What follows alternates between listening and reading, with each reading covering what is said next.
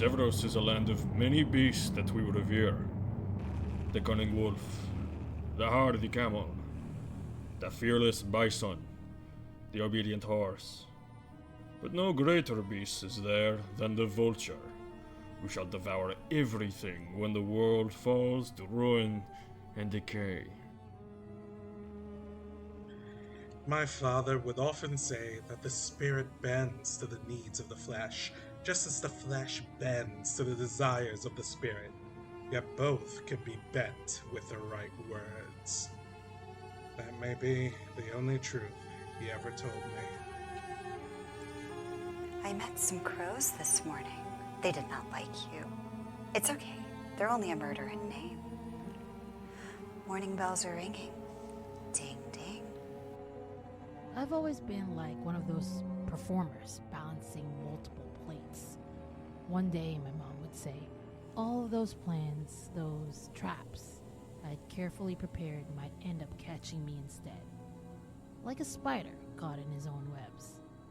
I suppose I should have listened to her. Maybe then I wouldn't be bleeding out on this wooden floor.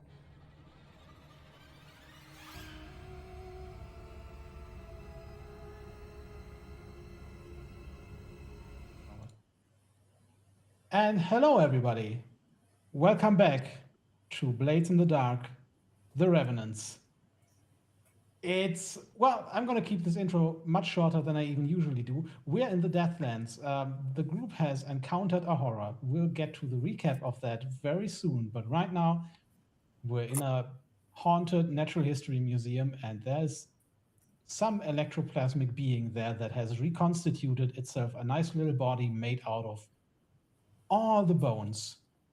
It's so beautiful. Yeah, it's cute, really. So precious. Yeah, we'll get to how the group deals with that in just a second. But first, intros. I'm Janis, he, him. Like I said, keeping this short. That's it. Prince. Hi, I'm Prince, he, him. I will be playing Elegy, also he, him. Andre. Hello, I'm Andre, he, they. I'm playing Kyrian, he, him. Liza. Hi, my name is Glyza, he, they, she, pronouns in that order. Molto, he, him, who I just found out I named Ghost on purpose and not at all an accident. Shiv. Shiv, she, they, playing Taibsha, she, they. That also means ghost, that you bounced off of me when I explained it to you. Anyways. That's all in here, all in my brain. I may not remember it, but it's all in here. See, we went for a certain theme, yeah. It's almost like we called ourselves the Revenants. Yeah. All in there. It's like it's all coming together. It's like we had a plan. A plan, really. I just thought Molto sounded really nice. And I was like, yeah, that sounds like a good name. So, this is a very serious game, though, as we've discovered. Last session, you made your way into the Deathlands.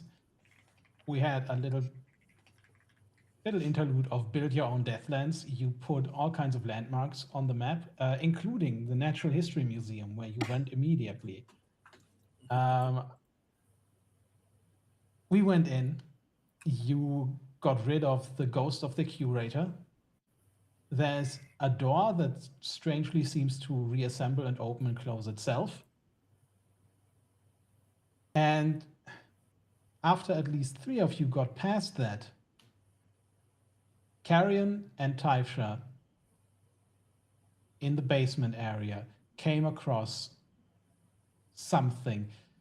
At first it wasn't clear what it was, but then you saw just this almost cloud of pure electroplasm, and then it built itself, this skeletal body out of bones. And now this chimeric being is at first kind of stumbling, but then beginning to accelerate towards you. That brings us to our different scene. I have put a new clock on here, which is just called Bone Horror, which now you get to deal with.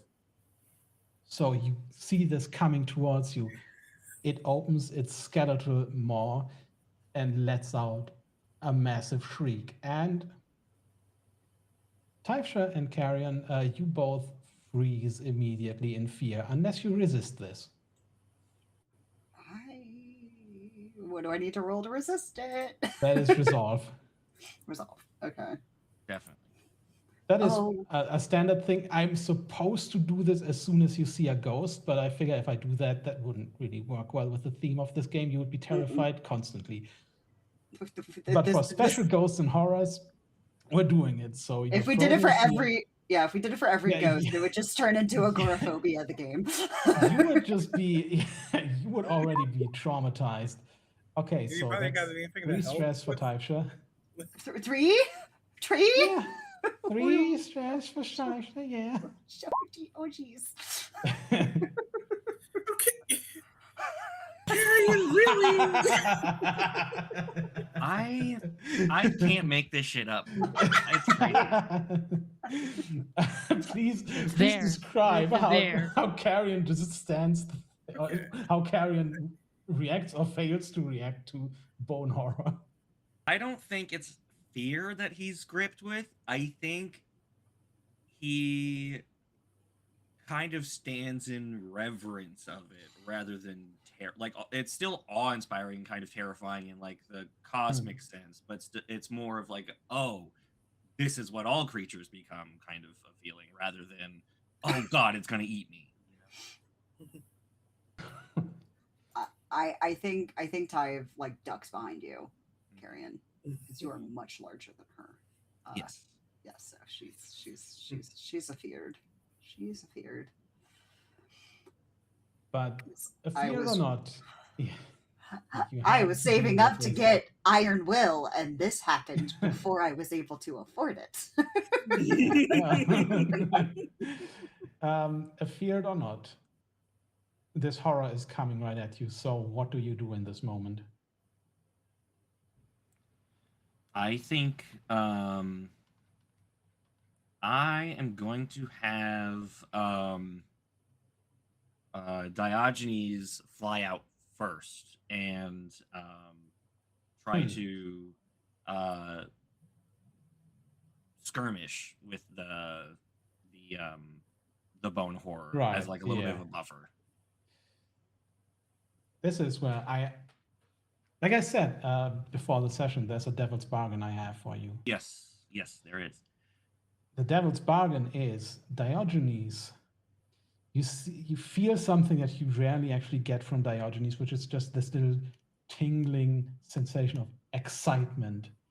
The devil's bargain I have for you is Diogenes can consume horrors. The flip side of it is Diogenes must consume horrors to grow in power. Oh. I have qualms. But I also spoke with Janis. Are we supposed? Am I supposed? That all sounds good to me. Yes. Like, chat, I only see the upside. Nothing can go wrong here. Where's the? That's good. Shiv is a player. You all know knife theory, right? Yeah. Like Yes, the concept we're all definitely. familiar with. I mean, we are playing Blades in the Dark, so you know it all makes sense. It's fine. Yeah. Sure. I will take that devil's bargain. That sounds good to me. That's wonderful. That means Diogenes is now going to. That means I'm going to say if Diogenes succeeds here, the clock that you had for downtime of understanding Diogenes and improving him in a sense will be completed. Okay. But anyway, that's the mechanical information. In the fiction, Diogenes just looks at this horror made out of bones and perhaps with just one word, just finally takes wing and meets the horror in the middle of the hallway. And you get to roll an extra die when you roll Diogenes here. Yes. That's a special roll you get to make in your character sheet when you roll with Diogenes. Yeah.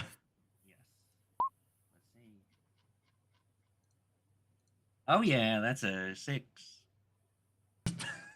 Of course it is. What else would Of it course be? it is. That's what he wanted. Uh-huh. You I'm going to say this is going to only tick the bone horror clock once, though, because the effect is relatively limited, unless you have a way for Carrion to come in here and assist. In that case, I mean, not using the assist action, but unless you have something like an item or something that you can use that.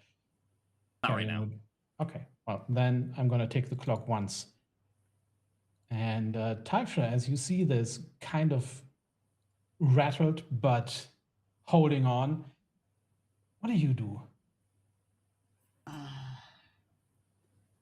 I'm trying to think like what in my repertoire I could throw at this, because there's not really like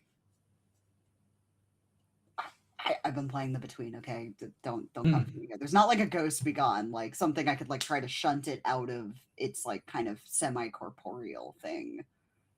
This is not something that would ever work on a horror of this. Yeah, so I Well, figure like so that's you like something I can- can do to something possessed, but like this is Yeah. a separate creature. You That might can be use why the- she's scared, because she's so attuned to ghosts that horrors are a different creature than she's dealt with in her. You know what horrors are. As a former spirit one, you realize that this is not a former ghost. This is something entirely different. Mhm. This has probably always been just this pure spiritual being.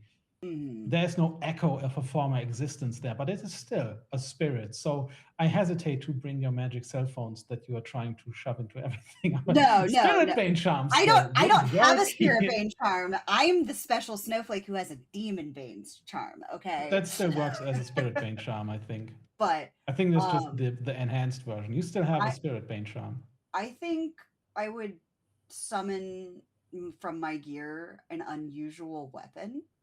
Okay. And I think it would probably, for lack of a better term, it would be like a spiritual cattle prod to at least try to disrupt the electroplasm that's in there. That exists. That exists? That exists. Could I make that my unusual weapon, or do I have to summon something that doesn't exist at all? I think you have that. You have a lightning hook. Is that what the lightning hook is? Yeah. Okay. I thought a lightning hook was a grappling hook. I am naturally blonde under this pink. Okay. That is literally a thing you have. That's well, then I will lightning use my ghosties. lightning hook Yeah. to try to disrupt its aura and make it maybe lose bits of itself. And then if bones fall off, I'm taking the bones. Okay, well, I'm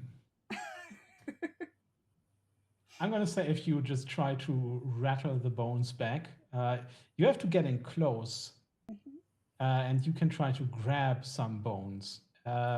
This is going to be an extra die or extra effect, so I'm going to help you, but if you get close to the bones, I mean, it's going to harm you if you do. Yeah.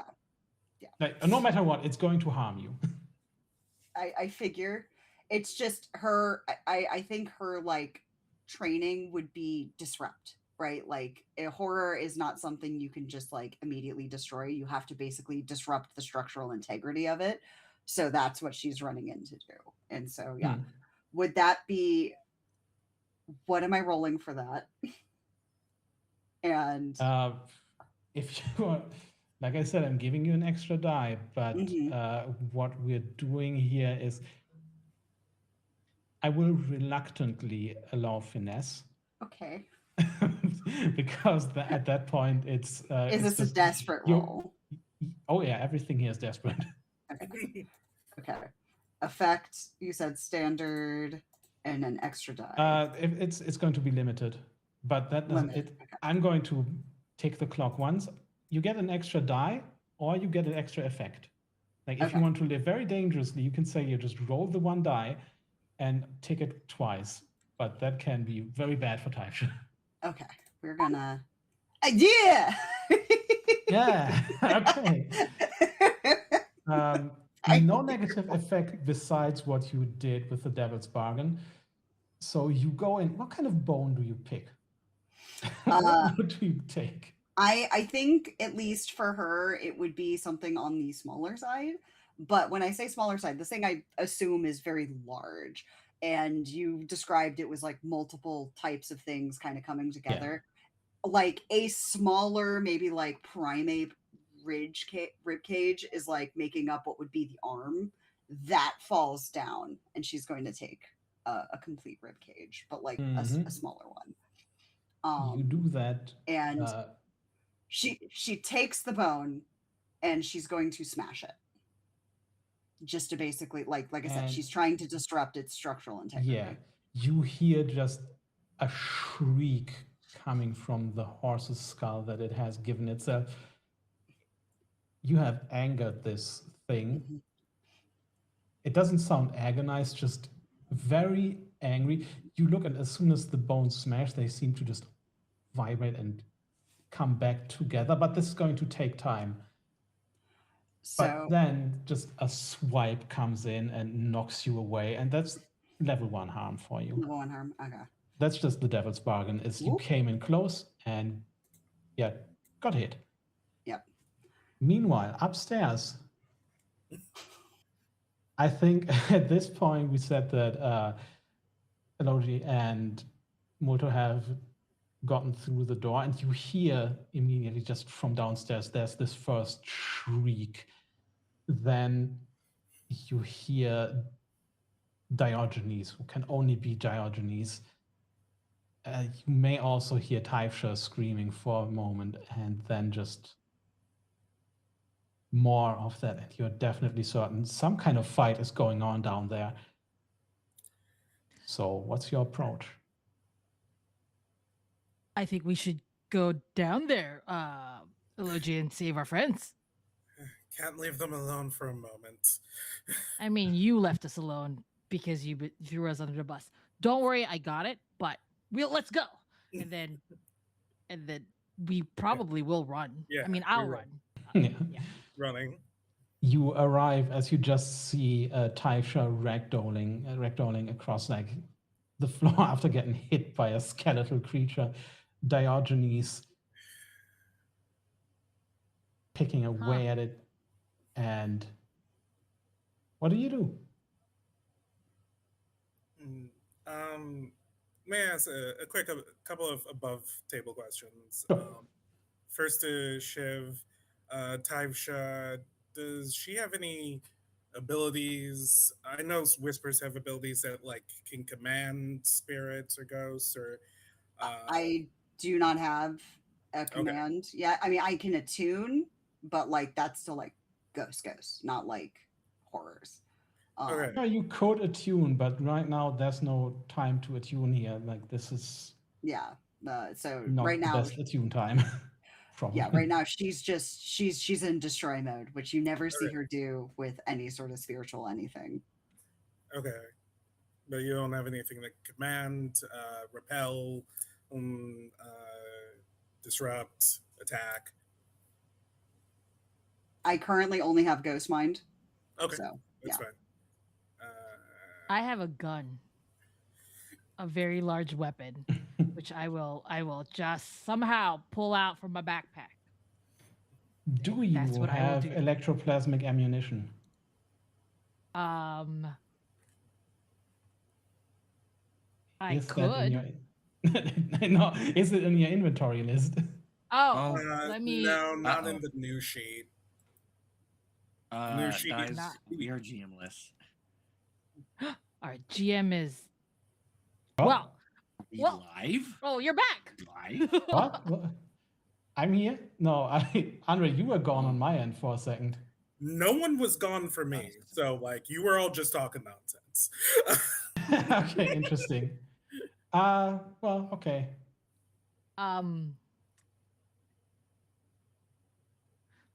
Fuck it, let's go do some flashbacks. Yeah, okay. I'm gonna do a flashback. One of the things that it's a flashback to that same guy in the library who was like, "Hey, I'm really worried about you, man. You really should hire some other people to come in and and like walk with you. You don't have to go there by yourself." And so I'm gonna flash back to that time where he's like, "I'm really worried about you. I found some ammunitions that will help you." Hmm. I will say that's a few days ago. yeah. That is not 12 years. That is a flashback. I will say that is still too stressed, but I'm going to say please rephrase it so that it's multi-plotting and it's going to go down in cost, because somebody's just going to say, here, it's dangerous to go alone, take this, and just giving you ghost ammo. I'm not sure, but if Multo planned it, then it's going to be cheaper. Okay. I can rephrase it. I walked up to him and he has all these connections because he was like, you should talk to the chain gangs and yeah. Okay, do you want I'll act both sides out. Okay. I can do that. After like researching and spending time in the library, Molto starts to think about the words that his coworker has mentioned, hiring another crew to be the bodyguard kind of thing.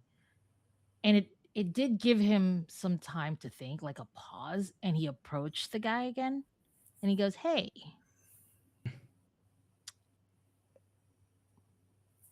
do you have like any knowledge of this kind of things, like any connections at all? I'm obviously a professor, a teacher. I don't have any connections like that. Would you have anybody that I can like sort of reach out to that might work, that have some extra tools that you can't really buy as a professor?" I'm going to say that he responds, there is a certain purveyor in 6 Towers interested in all kinds of artifacts that sometimes take one beyond the gates of the city. His name is Cedric Folk. How do you spell his name, just so I can try to make sure? Right. He is probably not known to you and just gives you the name. I wouldn't know that kind of thing, like no. I am just a dork, a nerd, a librarian, Just, like what? How do you spell his name? Is it? So it's C, then there's the E with the accent here, and we're back in and then the basement of the Natural History Cedric, Museum. right? That's how you. I don't want to offend him. I'm gonna go try and find him, like, like, hey, I won't get attacked in like an alleyway in the middle of nowhere, right? Like you.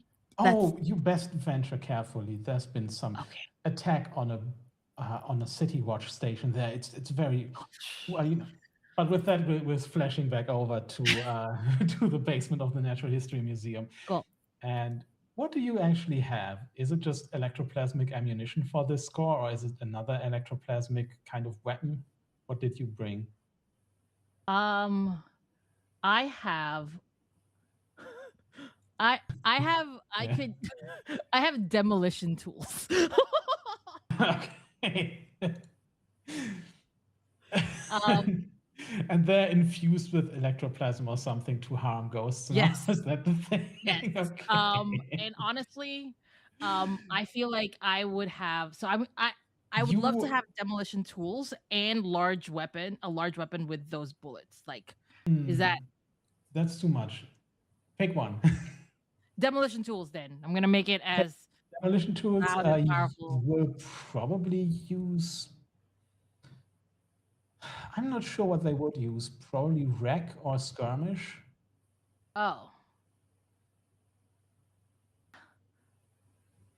But I have nothing in there. Yeah. Well, good luck. Yeah.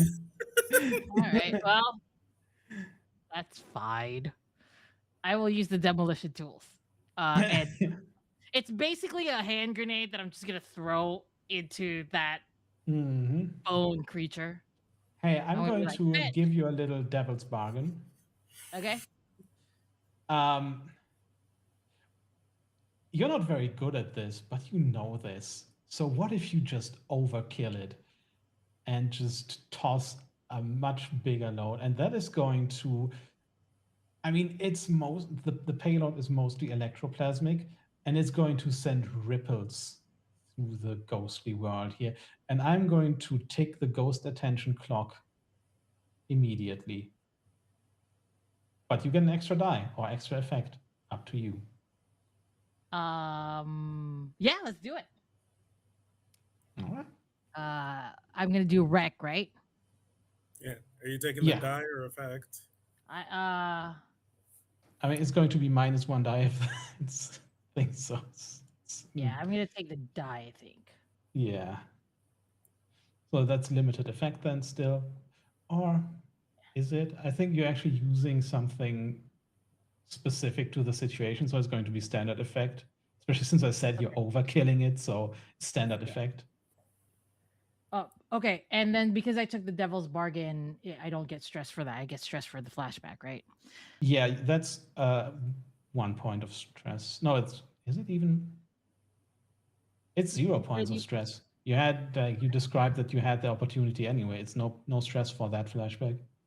Yay! Because I'm like I only have like 3 slots of stress left, so Yeah. lose that. Oh, we're traumatizing the haunted boy already. Okay, good. Yeah. Good. That's fine. Desperate always. Right. Standard effect, you said? Because we're overkilling it? Or was it limited? Okay, standard. Yeah, it's standard.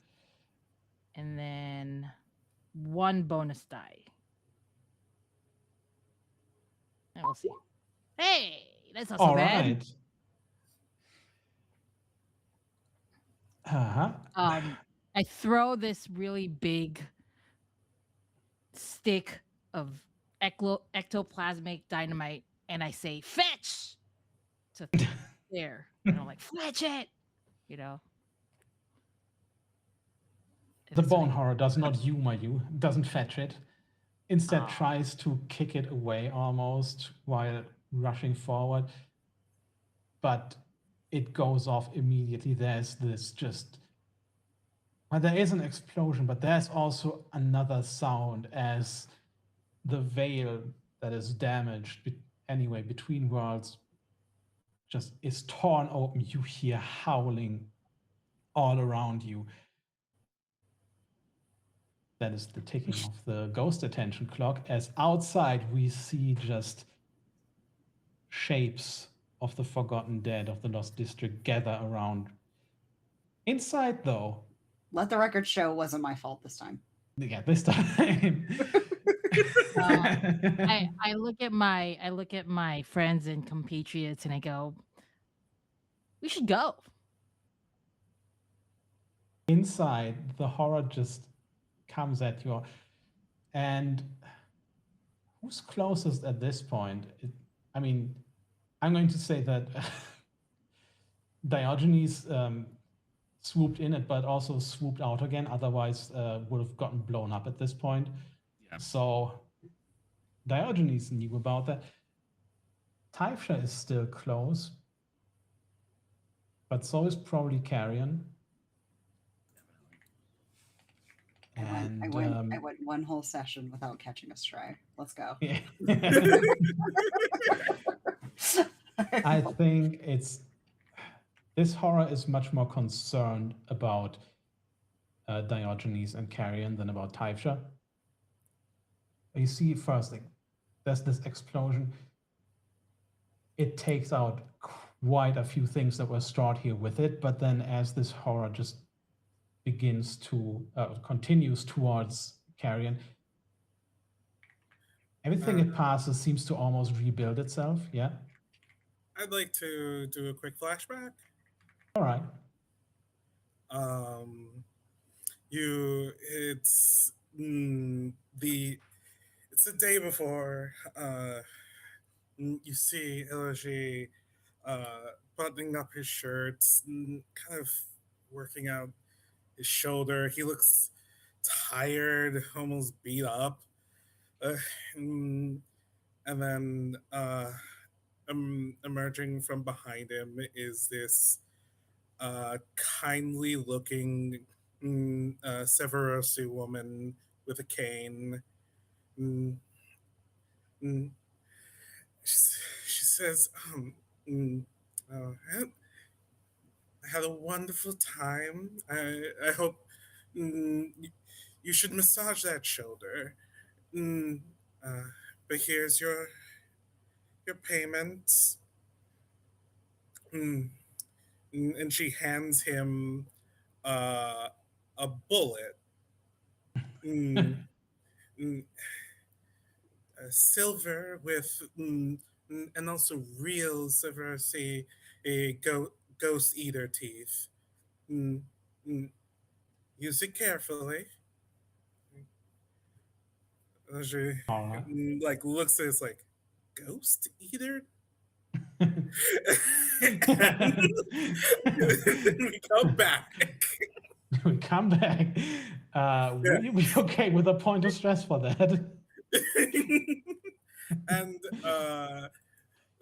Luigi looks to Carrion and it's like, uh, Before we do bad. that, I didn't Mhm. get to fully narrate the negative consequence of the mixed success here. Oh, okay. Because they said everything that was damaged by the blast begins to almost reconstitute itself as the horror passes it.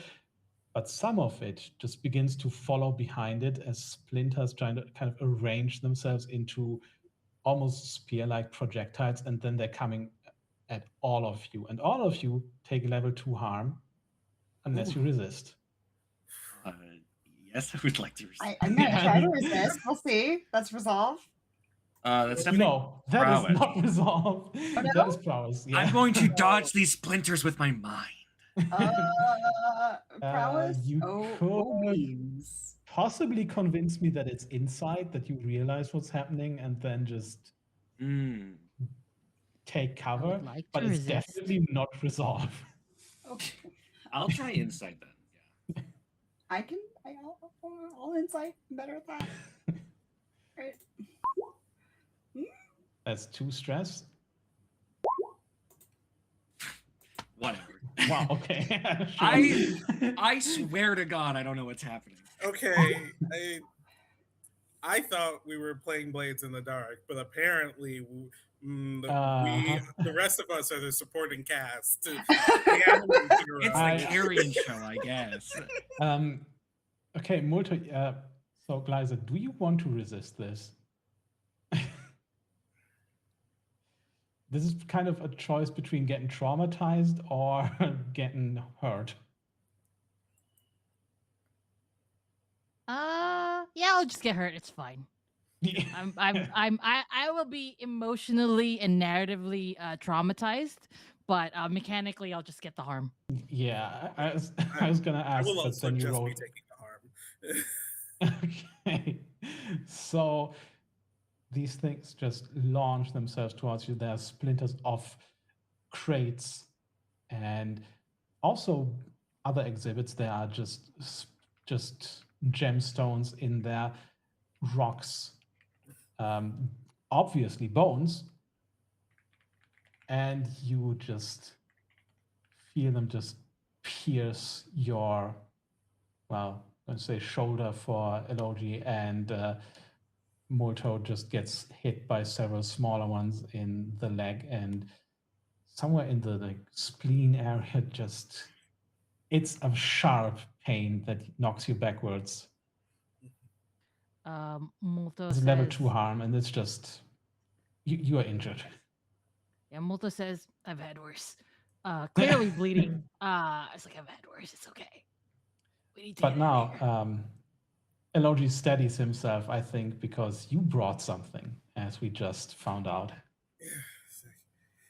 All right, I've got good news and bad news. The bad news is there's only one. Good news. And he tosses the bullet to Carrion.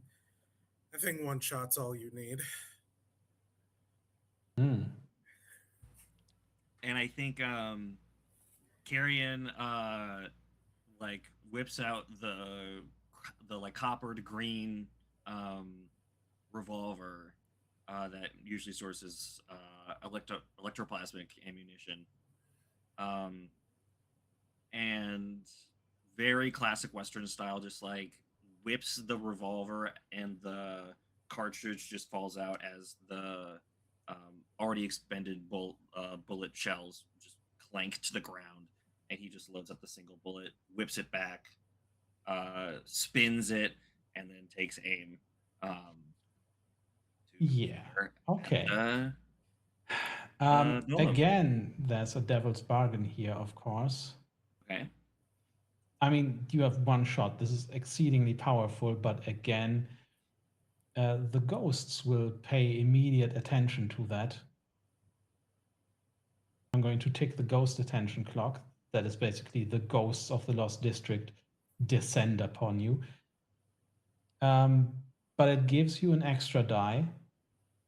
The effect here is standard anyway because you brought a special thing. So if you succeed, you're going to fill the clock. It's more like, do you want an extra die? You could also push yourself for an extra die. And yeah. I have like no stress right now. I'm totally okay with just oh, of course. Carrion is having the most normal day. A day in the life.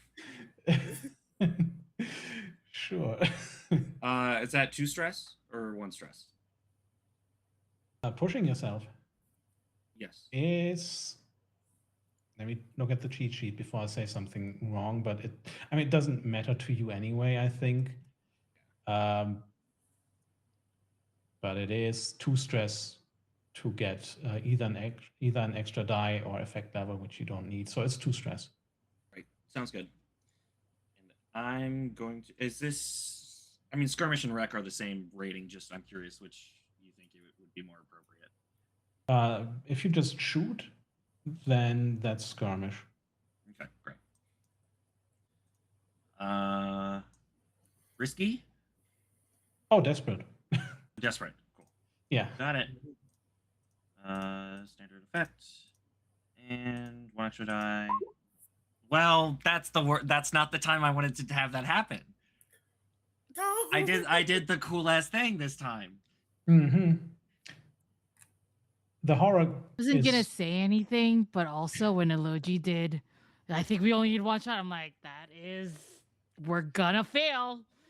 The horror is upon you now, Carrion. It's the opposite of jinxing. It's aura farming. Carrion, the horror is upon you. Great. You see it's just skeletal frame rush towards you, and you're going to die unless you resist. I'd love to resist, actually. Yeah. Yeah, let me go ahead and roll prowess for that. I don't see how it's anything else. Probably just that, yeah. You got any bargains for me? Not for you, no. Okay, great. I was gonna say, is there any sort of that's interposing I could do? Okay. Okay, I think you're still fighting off a horror, so you're still going to take level 1 harm, but that is far from dead. That's very far from dead. So the narrative made you fail that awesome shot, so you could do an even more awesome thing, which is fail. Yeah, so describe how you hold off, you and possibly also Diogenes, depending on what you want, hold off this skeletal thing. Yeah. I think in this moment, Carrion is very much. This is going to be a flashback, but not like a mechanical flashback. To way earlier in his career as a member of the Silver Nails. And I came up with this idea last week, but I wanted to throw it out there that the Silver Nails' horses, because they've been traversing the Deathlands, are not just normal horses anymore. Like, there are normal horses, like, depending on if you're, like, with actual armies, but Silver Nails horses are different. Have you guys seen those horrible photoshopped horses with dogs' mouths. Yes. But I can imagine it. Yeah, that's the moment. horses I will that pop the it in our Silvermans chat.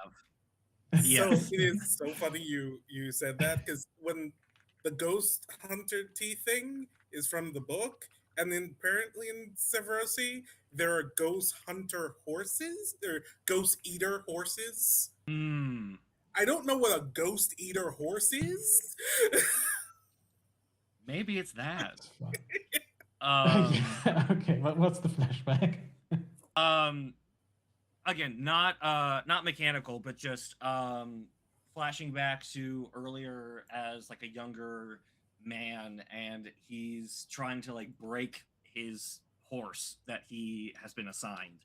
And it like has him like pinned on the ground, like hooves in his shoulders, and like big dog mouth at the end of this giant horse body, like snapping at him. And he just like with his bare hands, like very Tarzan like, is just holding open the mouth of this beast on top of him, and it's a very similar encounter with the bone golem, as Diogenes will like slip in kind of in between the rib cage, to try and like pull at different ribs and the clavicles and vertebrae to reorient the golem away from Carrie. Yeah. It almost perfectly works, but still just you get a swiping half hand, half claw across the chest. Again, level 1 harm. At the same time, Shiv, I hope you're done with the horses, because Taisha. Oh boy. Oh boy. Taisha, you're gathering yourself again after getting just struck down by the ghost, by the horror at first, and then also blown back a little bit by Multo throwing explosives in this corridor. You're not you're having the best day, but as you just kind of fully come to again, there's something there. There's a presence just scraping at the back of your mind, something that is drawn to you in this moment that wants in. This horror that you're facing, you see this now as the exhibits that it passes rebuild itself. You know how the door rebuilt itself. This horror is building, assembling, reconstituting things, and whatever wants in right now wishes to destroy.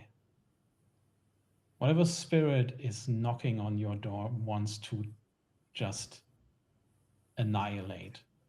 So do you let it in at a cost to yourself? And if so, what is that cost to yourself? Just the offer here is you get an attune roll to just get rid of the horror, but you will suffer some form of harm or trauma or whatever else you tell me it is, but it's going to be bad. I'm 3 stress from a trauma. Mm-hmm. I'm having a bad day. Yeah. I will let you traumatize Taisha if she gets to do this. So I will take that last 3 stress to get a trauma. Mm-hmm. And that's not a normal devil's bargain because the consequences are so high. So you get to make an attune roll. You get an extra die, and the effect is just always going to be enough to get rid of this horror. Yeah. So, and bonus die, 1 bonus die.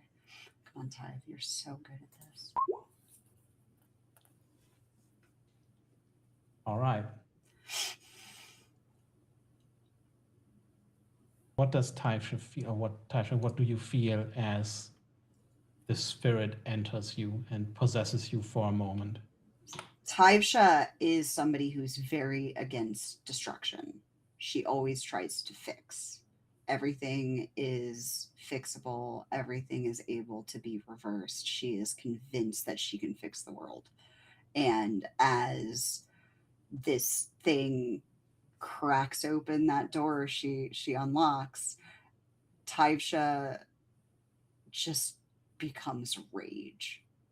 And nothing in this room is worth salvaging, and springs up and just like I've been reading Dawn to Dawn, okay? So like everyone just come at me. Okay, I understand. I'm stealing from Momo. Okay, but like stands up and the attunement is just her reaching hands out. Her hands go out and then spectral hands go past that and just basically take grab of the head, take grab of the body and just rip it apart. And just scatter it just everywhere. And just completely disrupts the structure, and that horror energy just that's the stress that comes in, is she essentially like absorbs that energy, and that's what's going to traumatize her, is that like feeling of destruction, destroying is the trauma that's going to affect her.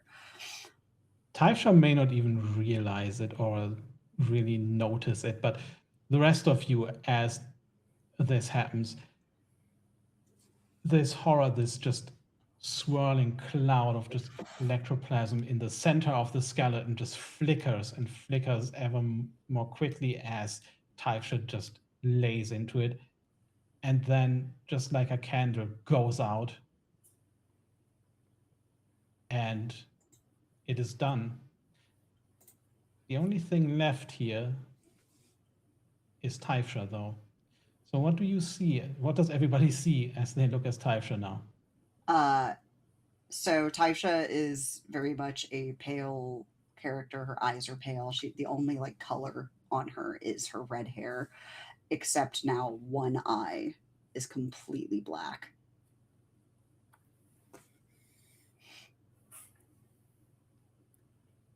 And she stands for a second, her hands fall limp at her side, and then she just like collapses like a rag doll. Because that was very hard for her to do. Okay. She's conscious. It's just like, you know, just that moment like after a marathon where you just kind of go. Yeah, I think Taisha is out of this for now. Mm-hmm. I think just for flavor, Molto is like lying down as well, and their heads are sort of looking at each other, and Molto goes, "That was really cool. Good." It's just 1,000-yard stare. Not even like she always is looking through you. It's like somehow she manages to look through you harder. And with that like single completely blackened eye, like you have no idea. And Molto stares back, but like with a smile. You know? And I don't know what that means yet. So, we'll find out. Yeah. Gonna check Taisha for a pulse just to make sure. Sure, yeah. And I assume the trauma I want to mark on this, I'm going to take unstable. That seems fitting enough. Mm-hmm. Yeah. Meanwhile, though. If you and I can discuss, but I think like that kind of destruction is going to be kind of something she's going to have to fight now. Yeah. So. Meanwhile, outside of the Natural History Museum, we hear whispers from every alleyway surrounding it. They become louder and more frequent until there's almost just this storm of ghostly voices. I'm going to tick the ghost attention clock, and Taisha, you feel this and shiver, and Carrion Diogenes looks around. The one between worlds feels it as well. They will soon be coming. I think Carrion is going to carry Taisha again, and say, "You need to move now." This is How much- pretty much the end of the score, but you're here to loot something. So there are 2 ticks back on the clock until you really have to run. Yeah. Everybody gets to make 2 rolls. I'm going to say this is either a fortune roll, and that decides what you find, or if you pay me in stress, you can also make it a skill roll. I have none stress to give. Yeah, no, you have actually reset to 0 stress because you're traumatized. But I think I'm so traumatized, not- I can't feel anything. I'm not sure if Taisha is really in a position to act, honestly. No. I'm gonna go So- ahead and hamstring myself and say I have taken any of my dice rolling abilities out till I have a downtime. So I think so. The other 3 get to roll twice, and you can say like How many stress do we get if to just act under pressure here and make it a skill roll instead of 1 die fortune roll. It's going to be a point of stress. cool. I will fine, I can do take a that. point of stress. May I use consort?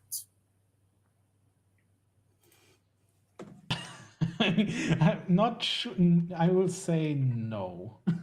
Mm, So things that I can imagine working here would be study, survey, finesse, rec, maybe a tune. I'm not sure how you would consort with an empty museum. I was gonna ask if I could attune to the bones amongst the golem that has now been. I think you, with the help of, I think Diogenes will just pick at them and start eating them, and perhaps something will reveal itself through that. Yeah. Great. Cool.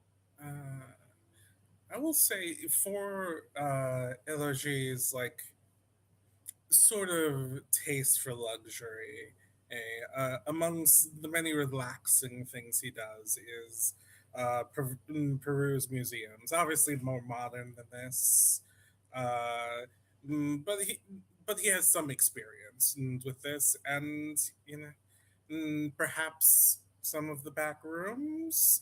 Maybe not to look very intensely at the back rooms, but to meet people. But he has spent time in those spaces, so he'll have a general idea of like where certain things might be. So I feel like that's a semi-flashback, and I'd say that's an extra point of stress if you want to use consort. Okay, sure. Shut up, phone. Now's a bad time. Sure, I I'll have take not 2 been- sorry, stress. Nothing bad will come of this. I'm assuming this is a desperate roll. No, I mean, there's no failure here. It's not a desperate roll because you're not getting XP for that. It's just you roll dice to see how good the loot you walk away with is. Even a 1, 2, 3 is going to give you something. It's just not going to be worth a lot. Okay. Should have explained that earlier, but yeah, it's Control essentially standard. you're not failing here. It's more like, do you succeed in finding something good, or do you just take some random stuff and sell it later? Gotcha. Hey, Oh, all right, a 6. You're going to find something that is worth 4 coins. And what is it? what is worth? Well, It's a natural history I am museum. a- You're in the storage area, so it can be just anything that would be somewhere in the museum. Big hunkin' rock gem. Yeah, that's what I'm would be that. thinking. And like, I match some of the gems that were sticking out of my shoulder to to a collection, and to take all of those. It's spontaneous pockets. Your shoulder. You realize they must have actually moved some of the most valuable gemstones to storage, possibly because when the plague came, there were no people to guard it anymore. Who knows? But you just find incredibly valuable gems, some of them inside you. Who wants to roll next? I will roll for my attune.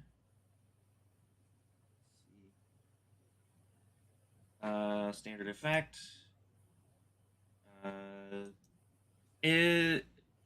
No bonus dice, right? No. Okay, just why? I'm getting mad now. I wouldn't. I'd be like, yeah, that sounds great. 4 coins again. What Okay. do Diogenes and Carrion find? I think that amongst the wreckage, like Diogenes is picking like specific bones to eat and swallow whole. But as Carrion is looking over kind of the mass of fossils, he actually finds a beautifully preserved ammonite shell that has like the perfect opal iridescence that like it's not technically a bone, so it's not really of interest to Carrion, but he definitely recognizes like someone would definitely want this. Oh yeah, and I mean, I think these don't even exist anymore anywhere. Like after the fall, after the sun essentially broke and began hanging dimly in the sky, if they're still extant somewhere in the world, nobody knows where to find them. Like to some collector, this is worth a lot because it is fully intact and just essentially the perfect specimen. Yeah. It's time for Multo, I think. Does Multo take the stress? I have study, and I will use that and take the stress because I still have some slots. It's fine. Yeah. So let me take that stress. By the way, down to just one last. Wait, no. Yeah, that's fine. And I'll submit standard effect. No bonus die. Oh, yeah, look at that. It's a 6. That's Also pretty good. worth 4 We're coins. getting out of here. So We're getting what out of does here Multo and getting find? stuff. What does Multo find? It's also worth 4 coins. I think he fell on. I think it was one of the things that stabbed him. Oh, you too. Okay. Yeah. We're all just getting out of here with the shit. Aha! It stabbed me, and that's why it's like, because that's how I find it. I think it's because like, it's just like, oh look, it's this really fancy, sharp knife. Knife theory. Wait, no, this is a natural history museum. Why is there a knife? Is it something from another culture? It's a bone knife. Is it like a prehistoric, a prehistoric indigenous knife? Yeah. That they kept here, and that's why it was actually moving. It's a bone knife because definitely knife theory from another continent, they brought here. So, and I look at it and I'm like, I kind of like this knife, and I somehow bond with it in my brain because that's how I think of things. They have this little soul to it, so I'm like, oh, I like this. This is gonna be a knife that I carry around with me all the time now because it stabbed me, and I think we're friends. And that's Molto's brain process that you saw into. And he's like, oh, I think I'm gonna keep this fancy knife that stabbed me. And I don't think you should pull out a knife anyway when you get stabbed, because you might bleed out. So I'm just gonna keep it here as we leave. I appreciate that while I am out of the running, multiple people got shivved. Thank you. So, last tick of the ghost attention clock, as outside there are dozens of ghosts congregating. We're not going to narrate what you find anymore unless some of you crit. but you can roll once again. And I'm just going to say how much coin it is worth. I'm just gonna get a normal fortune roll so that I don't get stressed. Or does the stress apply? Yeah. No, the stress doesn't apply if you just roll fortune. Yeah, I'll just roll fortune. Oh, but we would have to take additional stress to do another skill roll. Yeah, every skill roll costs. Okay. Oh, I feel like that's not too bad. That's a 2, which I don't understand it's blades. not too I saw bad. a 6 and I was like, that sounds great. 0 dice means you roll 2 dice and take the worst one. So what you find is worth 2 coins. It's still money. It essentially that's 4 coins again. We're up to 18 total. And Andre. Great. Let's go. Nope. That is going to be 2 coins, total of 20 that you make out of here. You have to sell all of this stuff, but for now, it's a good thing my good friend, the coworker I know from the library, has given me a contact that we can use. Cedric, I feel like never met him before, but never. No. We're going to get to that after this, but right now we see you all rushing out of the Natural History Museum. Ghosts gathering around you, Taifsha, shouldered by Carrion, just looking around. And yeah, you are very much not alone. The lifeless faces of many, many plague victims look at you. I can't really justify making you roll another resolve roll here. That would kill some of you at this point. So I'm just going to say you run away from this as fast as you can. Return to Duskwall and Actually, I'm so sorry, Janis. I'm so sorry. Eloge is going to very quickly hand over his bag to Molto and say, "Sure, I'll be right back," and runs in the opposite direction of where we need to go. Oh, you don't even have time there. Outside of the museum or inside still? Outside. Okay. Like through the streets. There are ghosts following you. You will die if you fail a single roll here. Yeah, I get that feeling. Yeah. I don't think that's a good idea. It's not. I'm curious what the idea is, but I think it's probably not something that is definitely not worth it. You can do it later. So someone grab him. Molto is shouting at him like, "No, let's not do that. Let's get out. I got stabbed." I mean, you can follow him. You can abandon him. You could shoot him. Like, I don't know. Like, you have infinite. Carrion will shoot you. He's done that I look before. at Carrion. I'm like, you gotta stop him. Just hoist Taifsha up on his shoulder a little more so you can get a better shot. Okay, but what is Eloge actually doing? He is attempting to run down several blocks to Dunval Boulevard by the chains. So here. All right. That is the opposite direction from where you need to go. That's what I said. You are starting somewhere over here. And I would like to take a help move, foresight, without paying stress.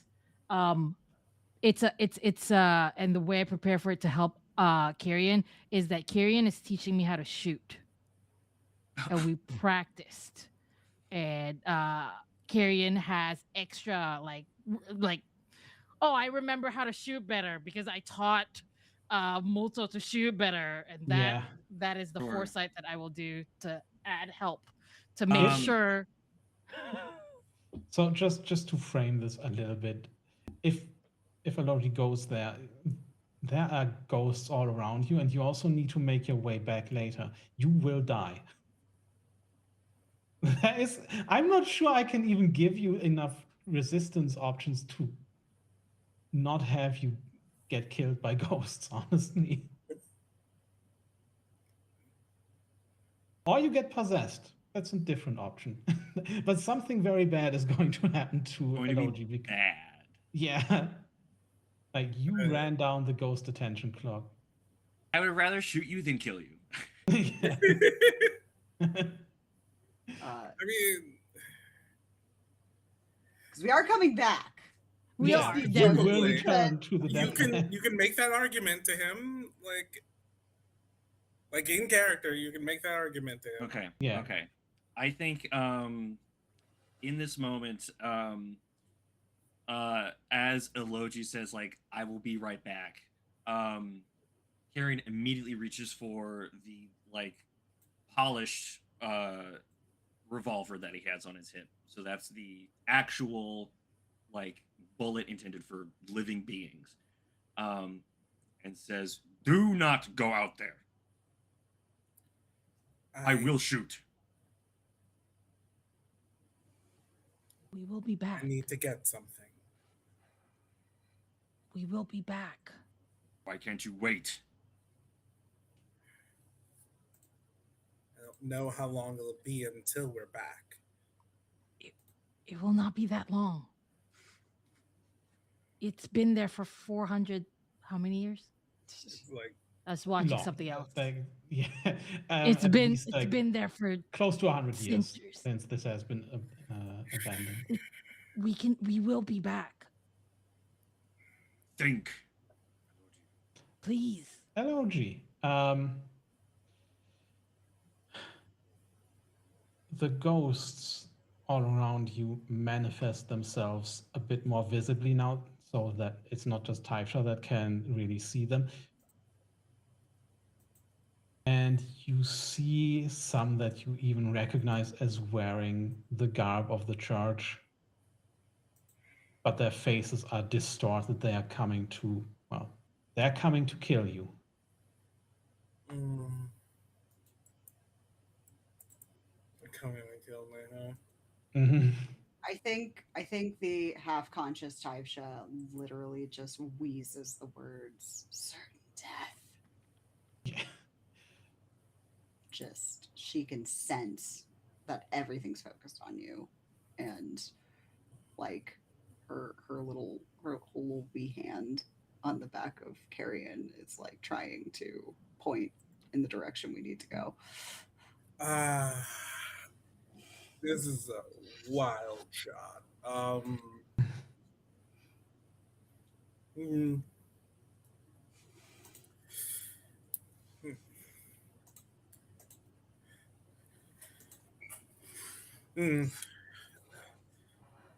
Partitioners, as brothers, sisters, as hold fast.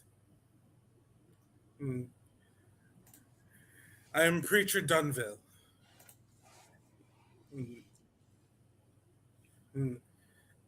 Third of the Church of the Ecstasy of the Flesh.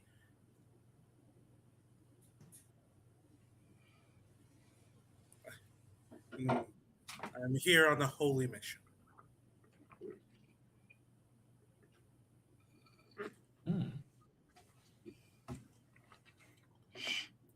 This is to the ghosts? Yes.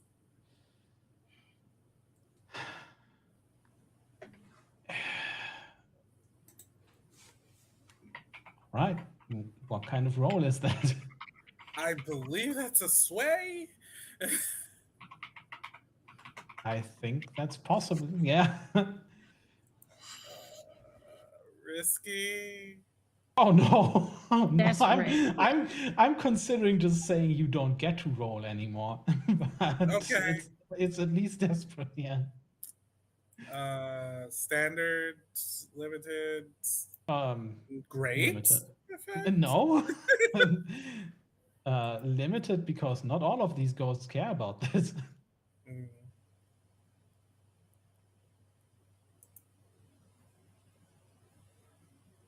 Bonus die for I'm not giving you any bargains, but no, this for is knowing I- stuff about the church and like invoking. Okay. no bargains here.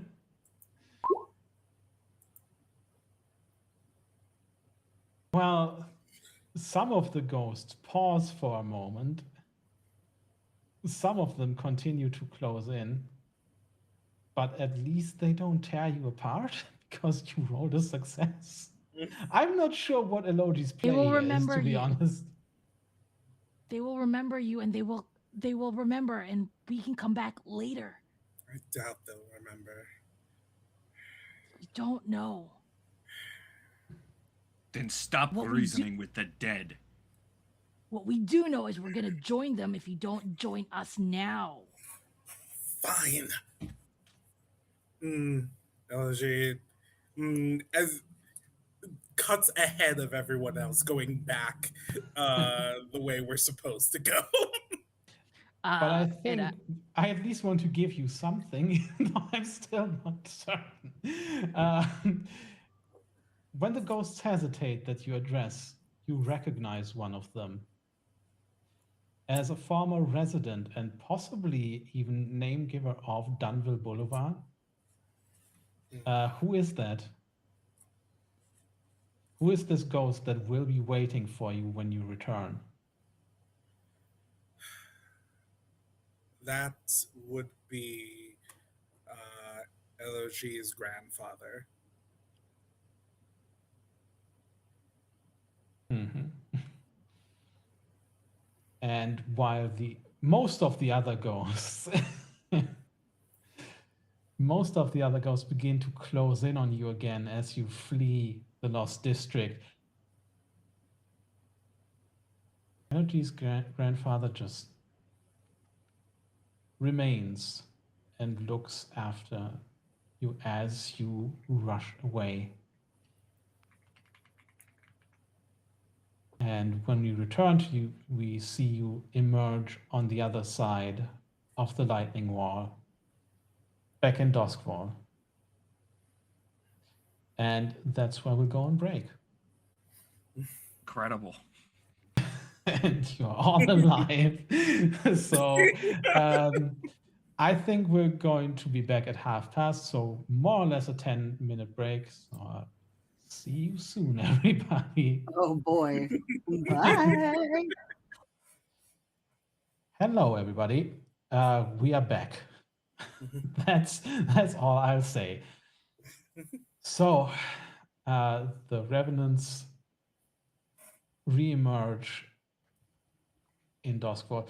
You very quickly, this is where the underground maps that you were given by Howl come in very handy, despite being laden with ill-gotten gains, stolen artifacts, and weaponry. You make your way back to Crumble Tower Court, unseen, in your dusty but very well hidden hideout. You, Carrion, very quickly just deposit Typhra. And then all of you get to survey what you brought with you. Many artifacts, several wounds, and well, what do we see of Typhra now? That black eye, in the time it took us to get back, it's kind of spider web veining blackness up and down her face. She's just dissociating.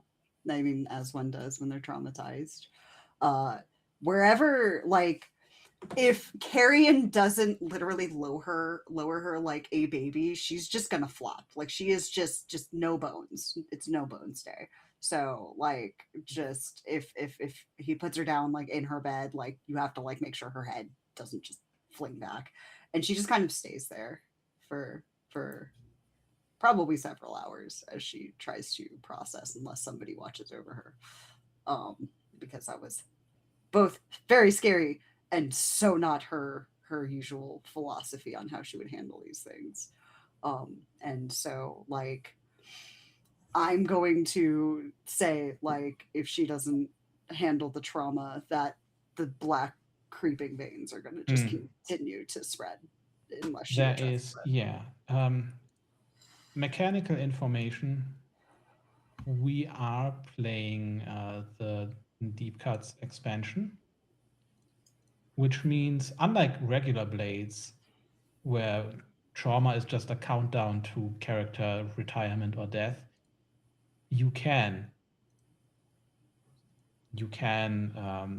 cure your trauma or move past it. And you said the trauma that you picked was unstable. Unstable. So I'm going to start a clock for that. Mm-hmm. It's going to take you 10 ticks to, well,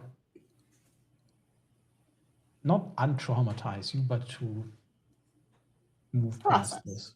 Yeah, process. Yeah. Whatever this looks like for Typhra. It's not usual trauma, but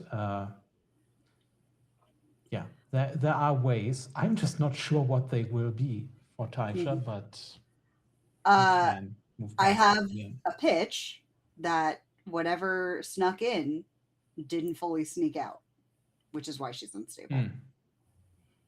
And so we get to have a flip of the coin of which side of Typhra is going to come out. So yeah. Just a little something going, hey, don't you want to go a little ape shit? That little voice is in her head now. So, that's Typhra. Yeah, I think. Oh, sorry. Like I think she would probably lay down for a bit, and if she's left alone, it'd be like maybe 15, 20 minutes, and then you just hear destruction in her room. She's just throwing shit and breaking shit. There is in another room, of course, the possessed doll that responds to this by immediately also just throwing itself around and starting to break things. But we're downstairs as Carrion, Elogi, and Molto. You are sitting in the entrance hall of Crumble Tower Court, and you need to figure out where to go from here with Typhra and in general.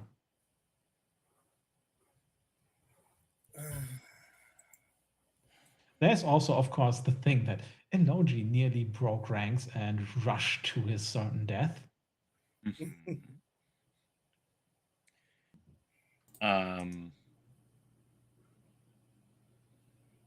think Carrion is going to kind of just lay out all the goods that we've stolen from the museum and kind of sigh and say,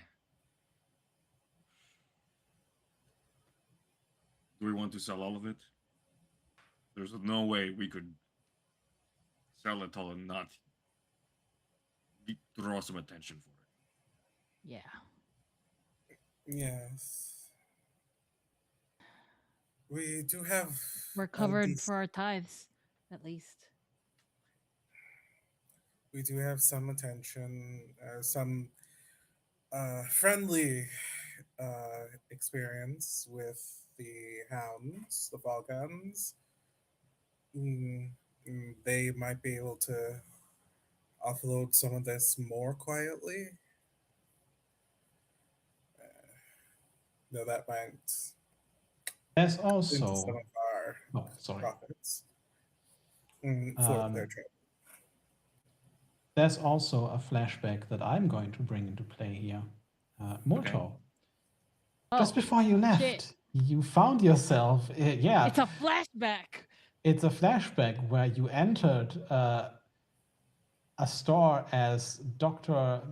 Professor even Isagami. Professor Malik Yeah. Isagani. Yeah. You entered as Isagani, but inside you were Molto, because that was the store of Cedric Falk. Yeah. And at some point you discussed what you needed, and Cedric Falk, who had already given you the key, just looked at you. Is it time for you to go then, Professor? Yes. Well, I have many clients, very many, that would be most interested in whatever you return from the Lost District. And I believe in the future we will have a most fruitful association. Yes. Professor, or however you wish to be called. Certain that- certain times you can call me Professor. Certain times we could be a little bit more personal. With that, I'm going to say that you have earned, this is going to be on your crew sheet,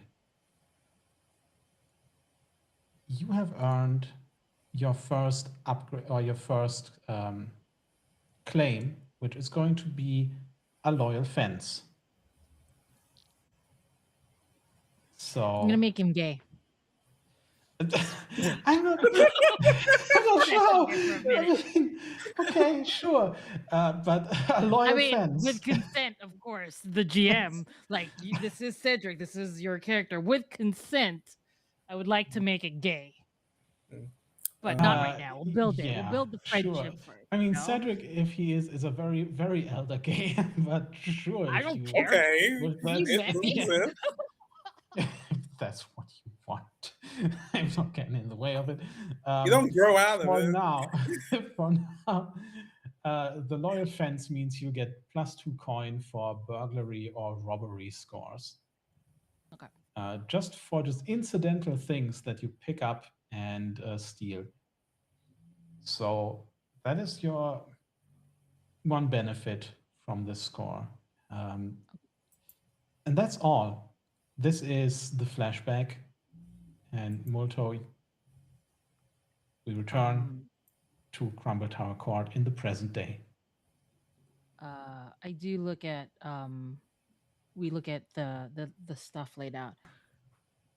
Some of this we can bring to Cedric, some of them we can bring to the Hound, your loyal Hound. It would, Kyrian is right, unless we have a way of some sort of vault or something, we can't keep it here. Is any of this supernatural? Something, perhaps a witch or a sisterhood of witches might like? And I look at Kyrian. What do you think? Witches always like little trinkets and baubles and eclectic items such as these. Kyrian is going to make an offer. I want to check something on my personal sheet. How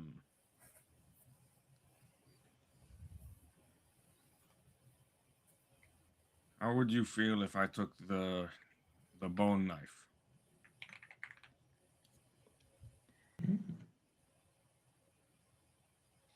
What I is wouldn't the bone feel- knife? The bone knife is just a knife that is like made of the indigenous. Yeah, but what is it then mechanically? Because you would be giving up like 4 coin worth of loot. Yeah. Right. So what does it actually do then? My idea is that this would become a knife used for rituals, and like this would maybe be another project to start of The project is you give up 4 coins, so I don't think there's a project there. okay. It's just you give up the loot and you get something in return. I'm just not sure what exactly it would do that your gear doesn't do already. That's the question I have. Basically, I would like to turn this bow knife into a melee weapon to use that can also interact with the dead. We have had 2 combats now where I have used the gun and it has gone terribly. So maybe something a little quieter might be nice. So okay, yeah. A melee weapon with potency against supernatural, effectively. Yeah. I think you have that kind of already, in that you have electroplasmic ammunition, but that is the gun. So I'm going to say, yeah, this is going to be a fine weapon with extra potency against the supernatural, which is pretty much the best you can hope for.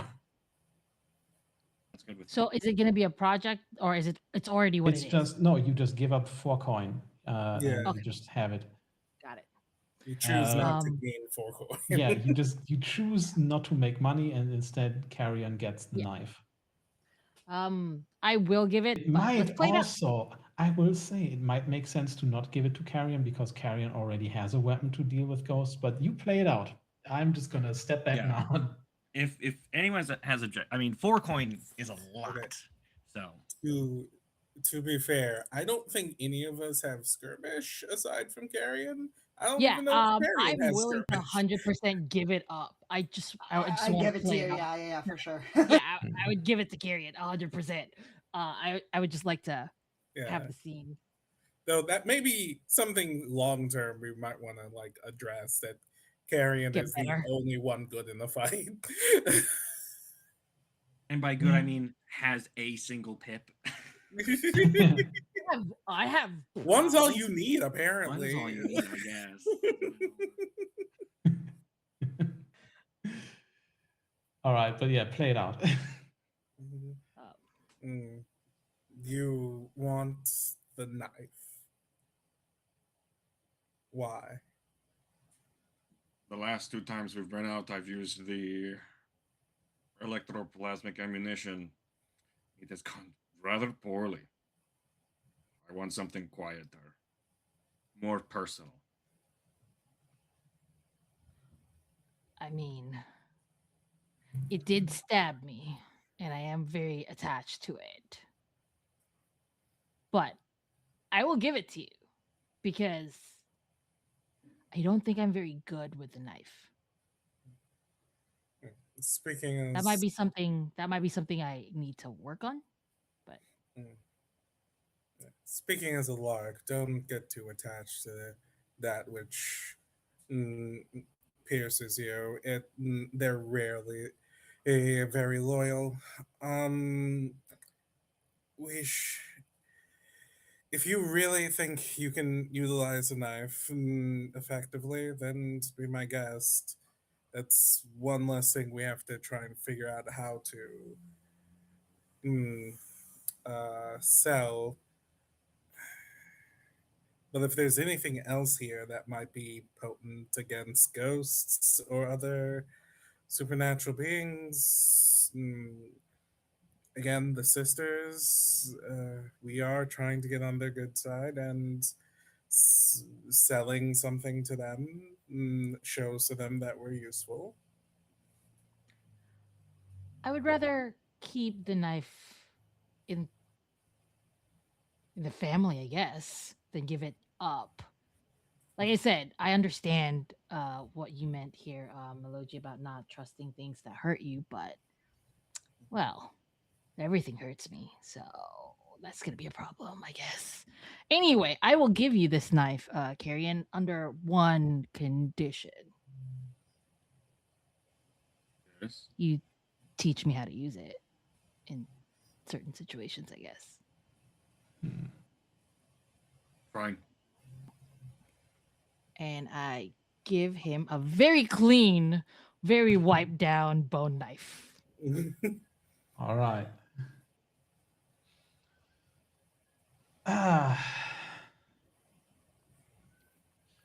So I think this is where we leave the scene in Crumble Tower Court behind. In terms of upkeep after the score, you all have a lot of harm, or most of you have some level of harm. Any level 1 harm I'm just goes stressed away out. now. But the level 2 harm will need to be cured before the next score. But whatever. My question is... Fine. Yeah.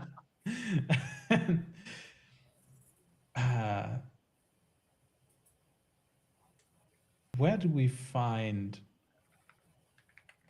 next find Molto? I would like to get rid of some fucking stress. Honestly, Oh, that's what yeah, I would okay, do. yeah. I would like to take the time to make it go down a little bit more. Mhm.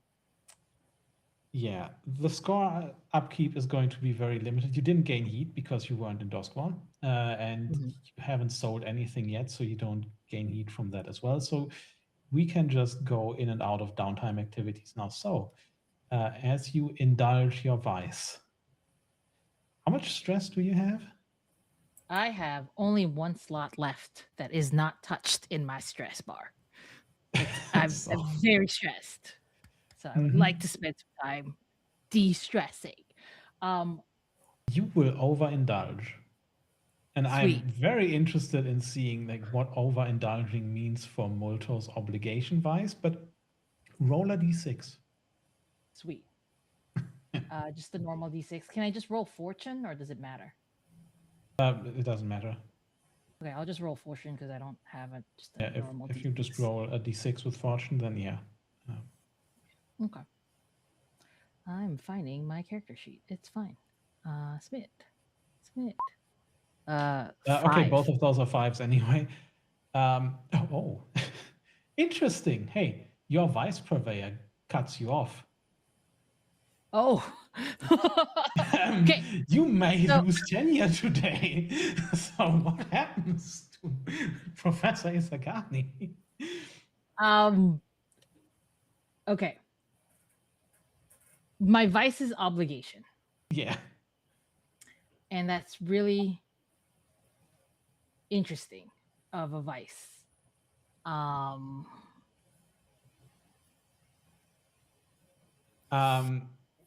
We're going to see Molto. Is Molto going to enter the university to just do something there? He's basically going to hyper focus on his work. Yeah, we see Molto As enter. somebody- I'm going to give you a little bit of time to think about like how getting cut off works for Molto, and we're going to move on just yeah. One more thing. Like when you get cut off, is it like I'm never allowed into this place ever again? Does that what that means? You generally need to find a new purveyor. Got it. Okay. Just want to make sure. We can adjust this for Molto, but make it interesting is all I was saying. I would like to talk about it because I don't want to lose my professor stuff. Yeah. But I understand how, it's an interesting purveyor. Yeah. We're going to come back to this and we'll see what what idea you have in a bit. Carrion. Mechanically speaking, Diogenes has leveled up. You've completed your clock. Yeah. But there's something you saw when Diogenes just laid into this horror that was... There was an excitement there. It was new to you. So where do we find Carrion and possibly also Diogenes? I think we're back in that same divination corner that's like curtained off inside of the tower.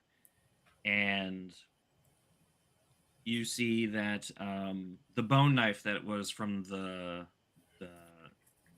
heist has now kind of been placed in the middle of the like in between Diogenes and Carrion, like across the table from each other, like we're playing poker almost. And you see Carrion places the knife, kind of like waiting to see if this elicits any kind of interest from Diogenes, seeing if there's an element of like historicity to the bones, or is it like specifically for the monstrous qualities in the horrors that draw Diogenes.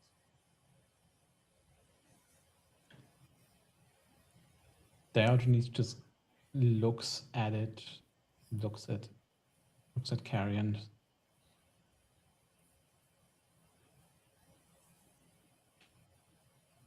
Yes. This one, we must turn it upon the world.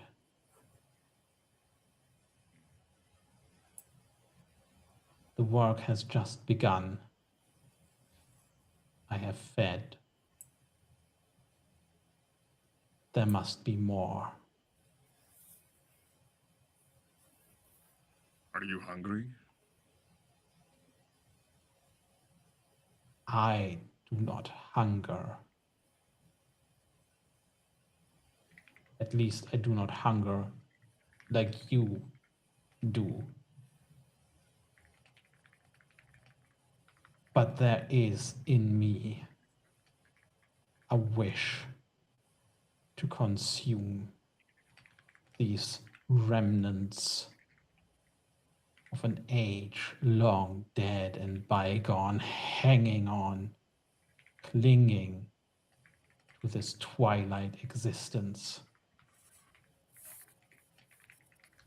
It must all end.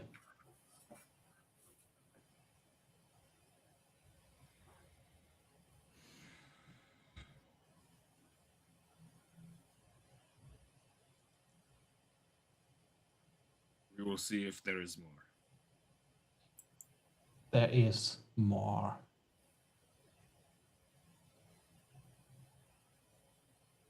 The question is, when and where will you find it?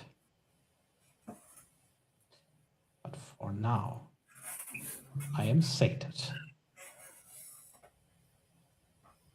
If you happened to not be sated,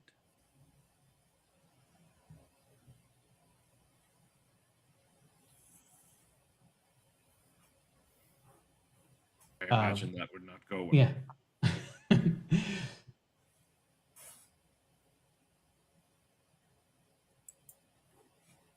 It would certainly not for you or me. This physical form needs to be maintained, but above all, the work needs to be done. Was that not our accord? I would like to flash back. Yeah. We flash back to like 3.5 years ago. During the Unity War. And we cut to Deathlands Wilderness, where it is open terrain and it is full of just spiked grass and brambles and a hillside and just the horrendously overcast sky above, as there doesn't seem to be anything for miles. It is vast and empty. And you see a very different looking man. You guys know Carrion as like this kind of built, heavy set guy. You see Carrion right now and he looks thin, like rail thin. And he has tattered remnants of his clothing as part of the silver nails, and he is stumbling like a mummy across the landscape as he shuffles forward, his eyes baggy and his vision blurred from delirium and lack of food for several days, maybe even weeks. And you see him collapse to the ground as if all of the remaining musculature in his body just was expended to take those final steps. And he shambles to the ground, breathing hard. And you hear as a rail thin gasp out of his mouth.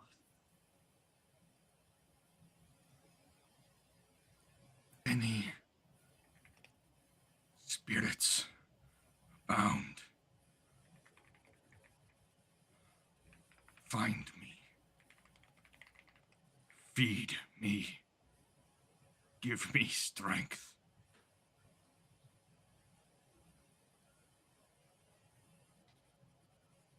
And there is no response at first. I think, yeah, Carrion just lies there in agony. But then feels something just circling overhead, watching as more and more strength leaves his body. And then it lands, and it is in the shape of a vulture, just looking at you, waiting to see if there's still a voice in you at all. I think Carrion is unable to lift his head, but his eye line just moves towards the shadow being cast. And he sees the claws of the vulture's feet and can recognize what it is.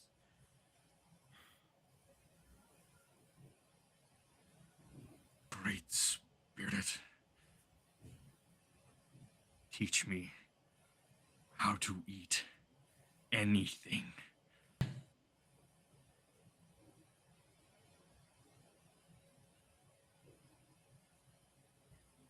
There is no teaching just anything.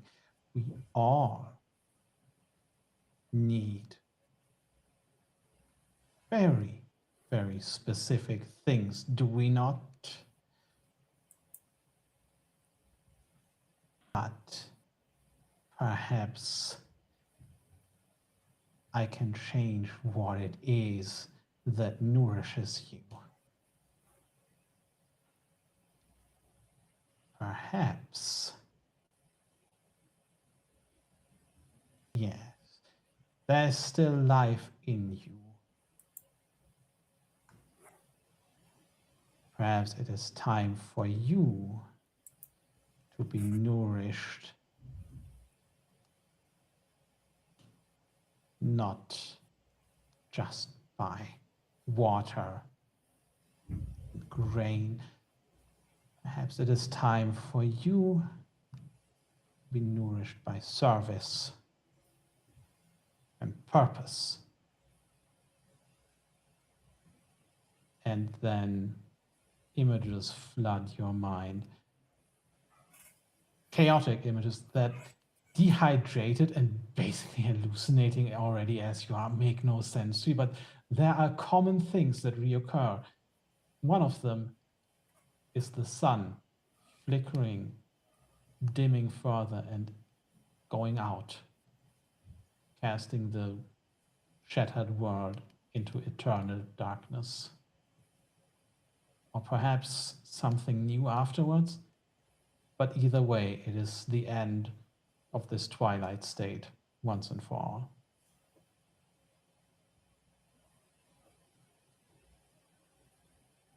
Give me purpose. I have shown you purpose. Will you take it?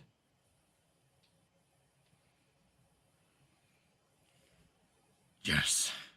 Then rise. And I think in this moment, like waking up in the morning after a full night's rest, you just see Carrion like slowly move his arm out, and as he does so, his flesh reconstitutes into the muscular, like fattened form that he is now, of this fully constructed being that is designed to survive and kill and make a mark on the world.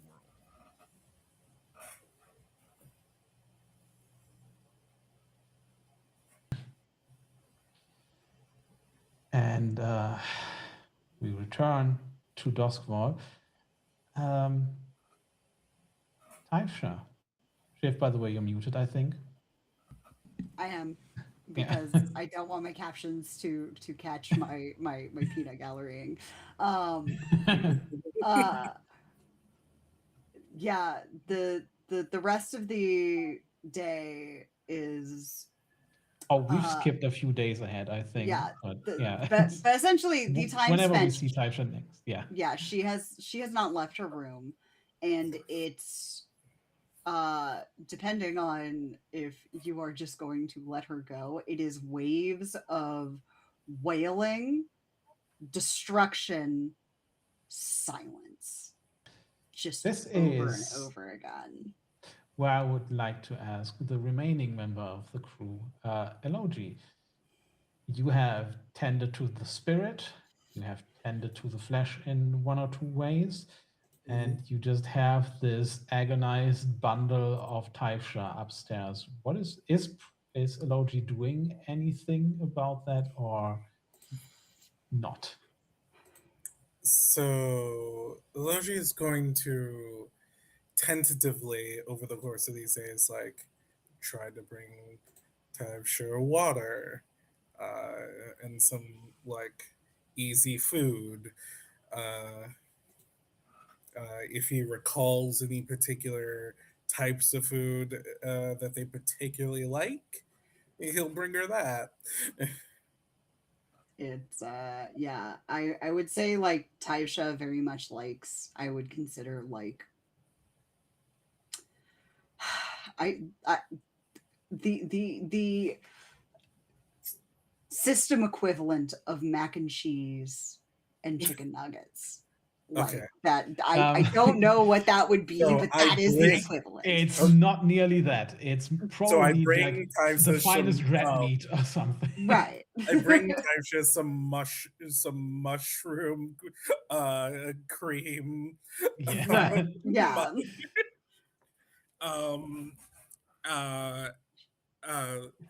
And You might get and like a bit of some eel or rat or something else, but yeah Like uh, just like she just- basically eats the equivalent of like what a child would at any sort of restaurant. Right. Like very much a not particularly Here's some adventurous mushroom cream palate. porridge with some lightly spiced rat skewers Mhm. and a Yep. side of centipede bread, you know. Yeah, she that like the first 2 days you bring her food, it is untouched, and then the next few days the plates are gone. Like her door is locked. She is just not letting anyone in. So that is but the waves of the silence grow longer as the days go on, where she seems to be getting out whatever is bothering her, just on every personal item that she owns. I'll also bring wash basins, cloths, buckets, for whatever. Mhm. Yep, she's Changes of clothes. We'll see how long it takes to go through those. so but when she does reemerge several days later, that spider webbing is like coming down her neck, but she seems stable for the moment. And finds whoever is around and speaks as if none of that has happened. And I think, is it Elogi that is around then? Yeah. Elogi, you come into Crumble Tower Court a bit earlier. You have just heard troubling things, honestly. There has been a murder. And yeah, there has been a murder in 6 towers. Murders happen all the time, but this happened in Red Fog Lane, and people have said that there was some strange apparition they saw. A ghost, perhaps, and the victim was drowned and just found floating Oopsie-doo. down the canal. Did I do that? Well, I mean, but yeah, that's what. Oh my god. Yep. That's Regular everyday ghost drowning, you know. Yeah. As it goes. That's the news that Elogi hears on his way back into Crumble Tower Court. Elogi was also the one present when I made that deal. Oopsie. I didn't remember that, but hey, that's even better. Yeah, no, I was just like, wait, he was the one being like, as you were to people while Typeship was just talking to the water. Yeah, is this no. in the papers? Is this in the, what do they call them in this setting? In Crags? This is just a whisper for now on the streets. Okay. Not every murder gets reported. Yeah. But yeah. You have reason to believe that there may be more. Maybe. He strides in. Tive. And she's eating questionable old food that you brought her, just perched up on something. And when you walk in, the crows were singing this morning. I could hear them. It was a lullaby.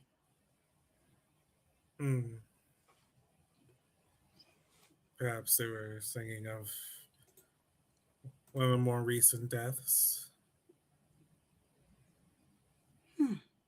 Maybe it was a dirge. I'm not very good at music. We didn't listen to a lot. How are you feeling?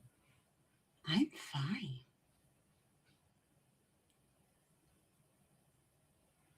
Would I feel weird? Something happened? I know what think day you it just is? very quickly see Typhus' eye clear up and then immediately blacken again. Do you know what day it is? I never know what day it is. I have lots of things telling me different days. Death days, birthdays, holidays. Okay.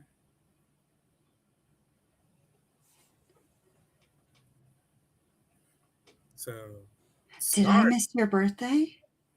It's Star Day, which Okay. means you've been secluded for 4 days now. Only 4. Uh-huh. It felt like a very long time. I bet it did. And you're feeling better, you say? I mean, can you feel better from your baseline? You're feeling baseline. If I say I don't believe you, how do you react to that? there's that blackened eye, like something passes over it, and her voice shifts, and she just goes, "Like I'd hurt you."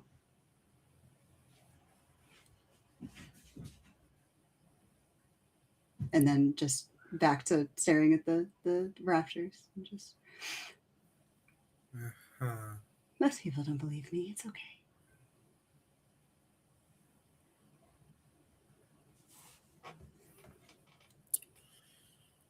Okay. So I'm just gonna talk to Karen. He might be looking after you for a while. I'm gonna be busy. Well, if I were to harm someone, Carrion could take it. It's interesting that that's where your mind went. I don't know where my mind goes most days. It just wanders. Mm.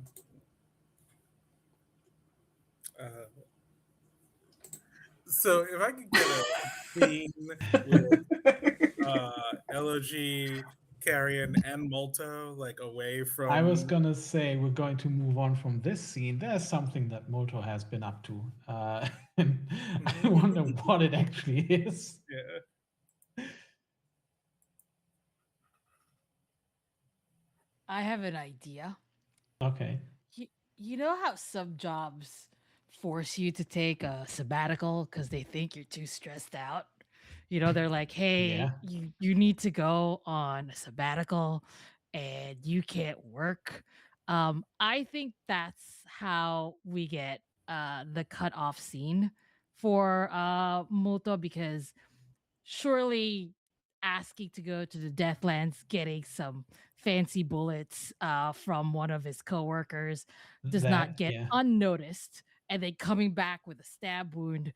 I think the people are like, man, we really like you as a professor. You need to chill out. Yeah, but it's worse than that. Because you also still have to first indulge and overindulge. So correct. How does Multo's research or giving lectures just make it very abundantly clear to everyone that that haunted boy needs a break? That would basically be the result of this.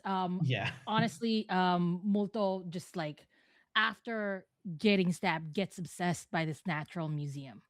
Gets obsessed by like all the records about it, and it starts sharing it, sharing his like not what he did in there, but like, oh, did you know that this and that, and just like all the topics in the classes that he teaches is all about that natural museum, and the layout and the trivia. We have math class and I'm talking about the natural museum genuinely, and people are worried. My boss is like, girl, you need to like relax. You need to take a leave of absence, and it's not optional. It's forced. And you need to stop. Yeah. Yeah. And you get called into the dean's office. Yes. You leave it on a sabbatical. Yep. And just return to Crumble Tower Court. We can flash back to this meeting with the dean later, but you return to Crumble Tower Court. Your academic life isn't over, but you have just been put on a forced sabbatical. Yep.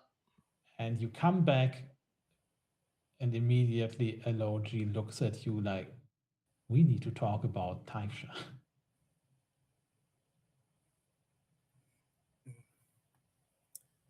So I didn't get fired. But no, this is in character too, Elogi. Yeah. I didn't get fired. It's like a soft breakup.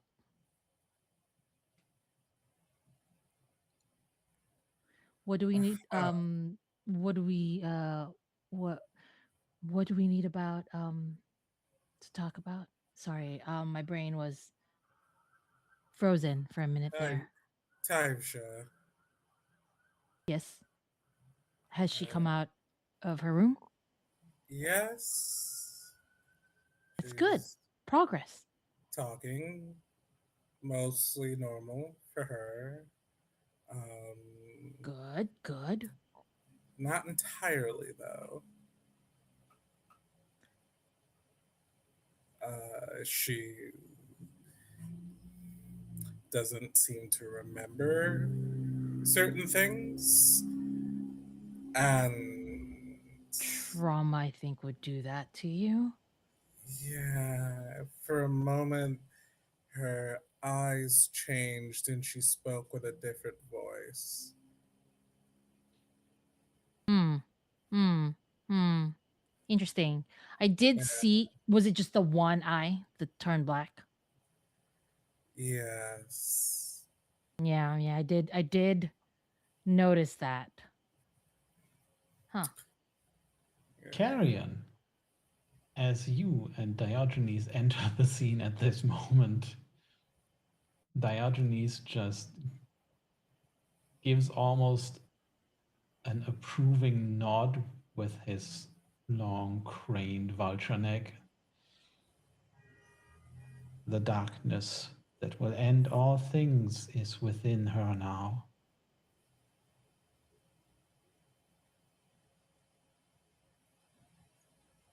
That sounds fine to me. That sounds great, actually. Yeah, yeah, it's good. It's wonderful.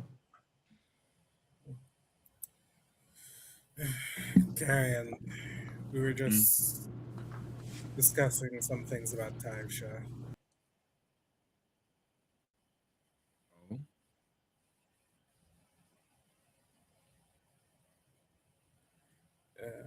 She's awake now and out of her room and speaking and eating. But she is clearly not well and has. Her eyes have changed and she has spoken with another's voice. Uh, Now, I'm no occultist nor an alienist, but I believe that's a bad sign. Something may have followed her here from the Deathlands. She might be possessed or otherwise affected. Why don't I go see? Hmm? Are you going upstairs to check in on Taifsha? Yes. As you enter, Taifsha, Do you want company? But outside like, doesn't of follow. yeah, outside of Taifsha's window, there is a murder of crows. About a dozen of them. How do we She- find Taifsha? Like hanging upside down from the windowsill, uh, booping the noses of each crow. Little beaks. What do the crows tell you today? What do the crows tell me today? The laundry needs to be hung out to dry. Sure. And that's where Carrion and Diogenes enter. And so when Carrion walks in, she goes, I'm always good at having it dry. I'm very bad at putting it away on the same day.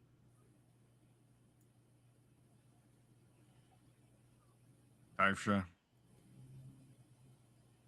Like her head swings around in a way that is actually unsettling in like even for her. And she just that black eye just like narrows at you. And then she looks at Diogenes and goes, Behold, a man.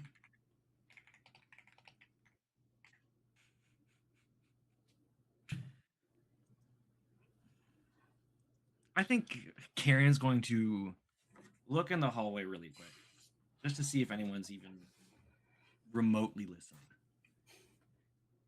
and close the door.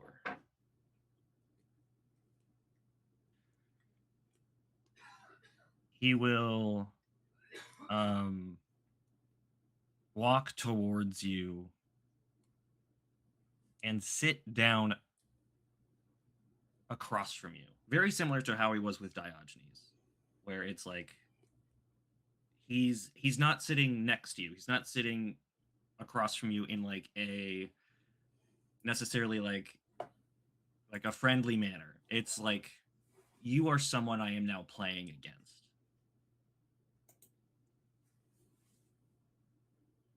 Do you fear me, Carrion? No.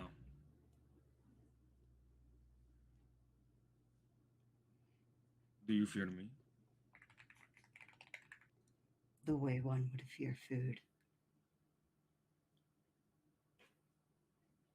At the word food, he will kind of like his eyes lock in to both the blackened eye and Taisha's normal eye. Carrier, and at this mention of food, Diogenes also takes wing again and perches down on the windowsill, scattering the crows. And you see the shift in her face, and she goes, "My friends."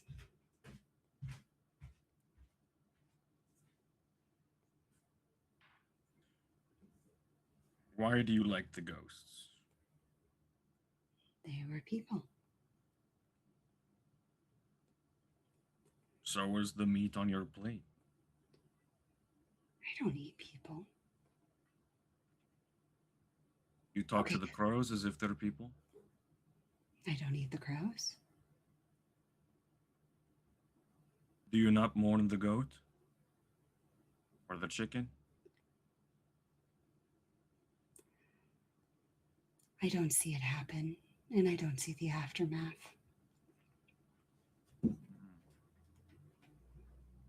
I try not to think about it. There's a lot of other things I'm thinking about most of the time.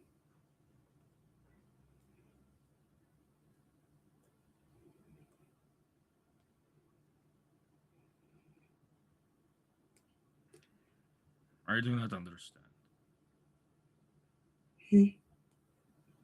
I don't either. That's what I'm trying to figure out. The world broke, and the thing about breaking is typically it can be fixed in some way. Before people like me, people would just die. We didn't know where they went. And they were treated with respect. They got burials and headstones and rituals to mourn them. But now it's just a problem to be solved. We did use the word disposition, but it's got a new connotation now. I don't want to dispose people who would be missed. Do you think we bury people to be nice? Funerals are for the living.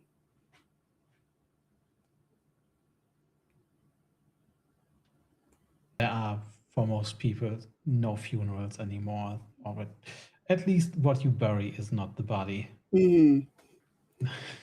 They get dissolved to prevent the spirit from rising. Yeah. So you get some kind of urn. Yeah. Yeah.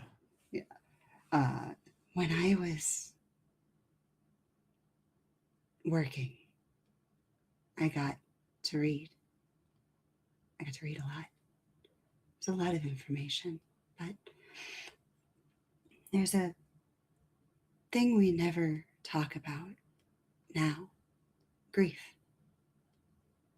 The world is so full of death that we don't take time to grieve. It's just a part of our everyday. We don't get closure.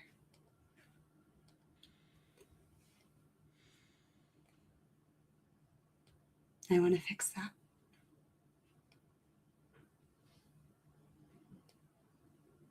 I don't want anyone to ever truly be gone.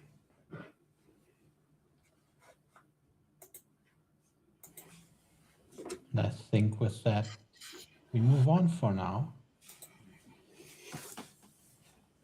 It's a few days later. We see Molto making their way through the alleyways towards a very specific canal. The water is almost bubbling, rising unnaturally almost. Nobody sees that, but Molto knows what to look for. Where do we see Molto go?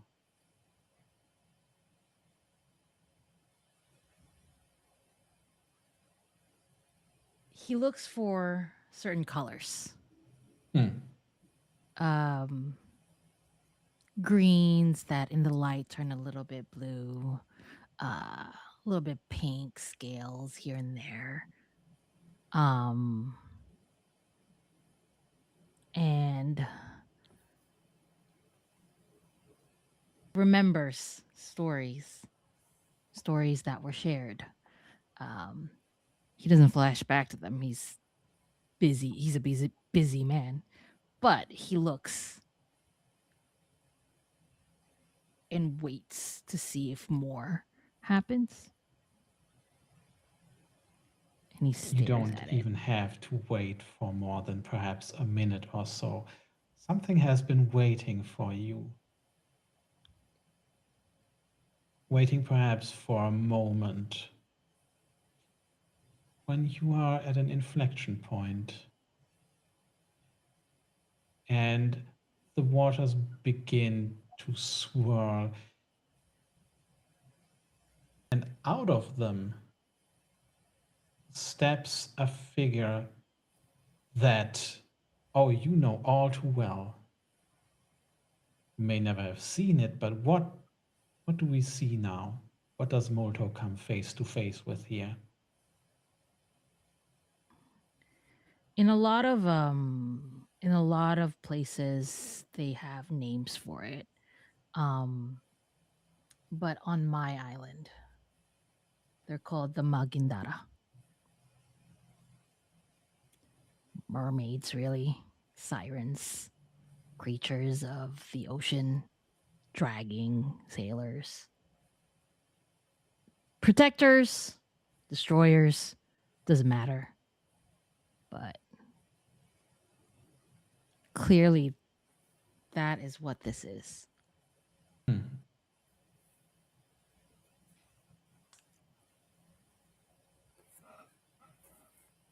I should have known you weren't a myth.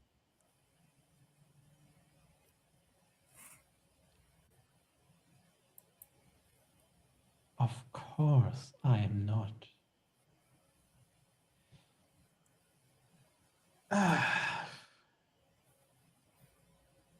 I am very glad that we meet at this moment to convince you otherwise.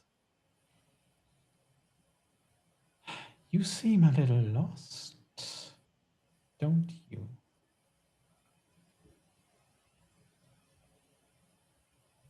Do you have a map?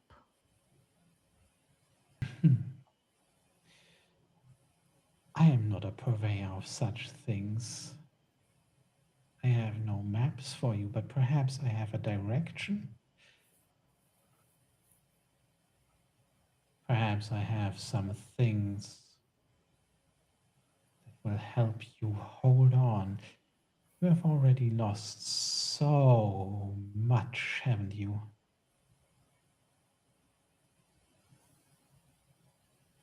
Yes. I have. Well, Malik, isn't it time for you to stop losing? Is this how you tempted my mother?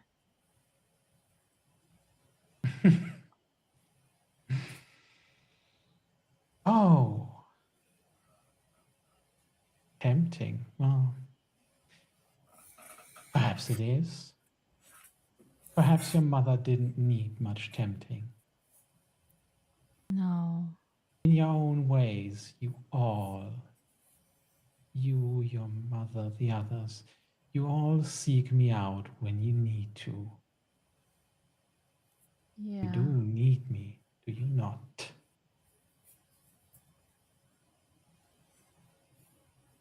My mother and I are very similar. You are. She makes a lot of plans and I make a lot of plans. Oh, yes. But the world is arrayed against you. Yep. Perhaps together we can tip these scales. So are you here to offer me a deal? Or what?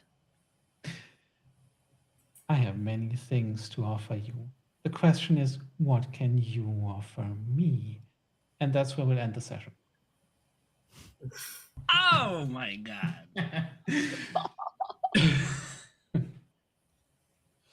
So, I mean, everybody's normal. everybody's normal. We have, yeah, everything went to plan today. Yeah, that is the end of this session. You successfully you say, completed the score. Yeah.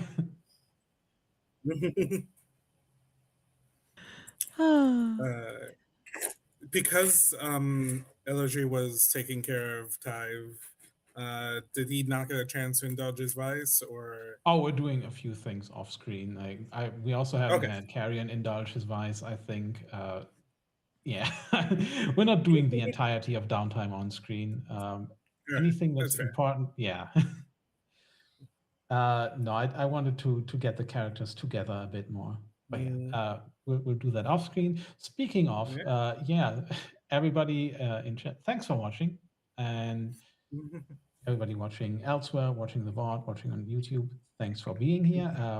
Yeah, I've been Janis, he, him, the GM here for this, and occasionally also other things.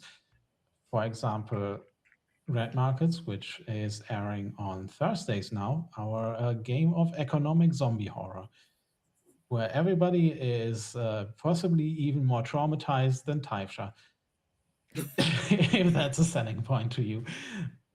Yeah, again, thanks for watching, and I'm going to popcorn it over to not Shiv, because Shiv is eating. I'm going to popcorn it over to Andre. Hello, I'm Andre, pronouncer he, they. I was playing Carrion today, whose pronouncer he, him. And you can find me at Andre Vera Art on social media and at my website, andrevera.art, where you can see my illustration portfolio and my games and a bunch of other shows I'm on. You should follow. Andre has been posting several drawings in our Discord as he makes them, and yeah, follow. Do it. Yeah, I'm going to be posting some for an upcoming project I'm going to be working on, so stay tuned. And I'm going to popcorn over to Prince. Hey, I'm Prince, Prince Infidel. If you're scared, don't worry, I'm here for you. I can be found as Prince Infidel, he, him, everywhere that they dare to keep me. You can watch me here. You can watch me on the VODs. Please send the YouTube VODs of this show to your grandma. She's gonna love it.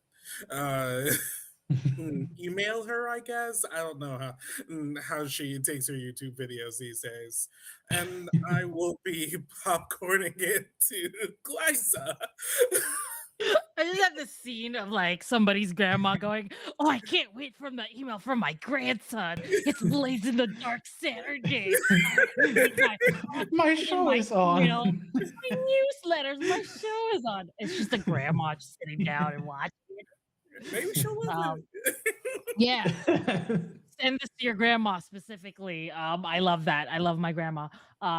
But all of my grandmas are dead. Oh, I made myself sad. Anyway, hi, I'm Glyza, he, they, she, pronouns, yes, in that order. I do a lot of things on the internet, mostly in the TTRPG space. I run games, I make games, and I play in a lot of games. I'm also the Notion guy. Find Out Productions, yay! All of my links you can find by going to connect.classicalglyza.com, or if you want to see my website, Classical Adventures 4.1, which has not impressed our GM, but that's fine. It's impressed me, and I'm happy with it. But if you want to see it, you can go to Classical Adventures 4.1. A warning: if you find a classical Glyza, guess what? You found me. And if you find a different Glyza, definitely proceed with caution. That's not safe. That's not a good Glyza. It has to be classical Glyza, or else you are working with an imposter, and you don't want that. I will be in another stream later today.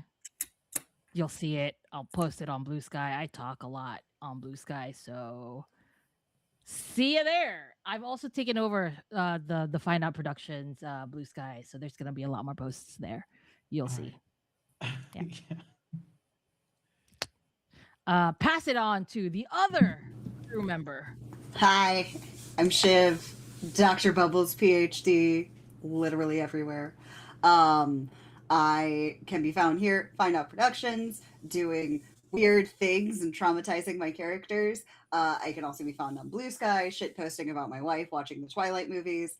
And I will be doing a follow-up of my show, Parallel Play, in the next few weeks as my life finally settles down and I have time again.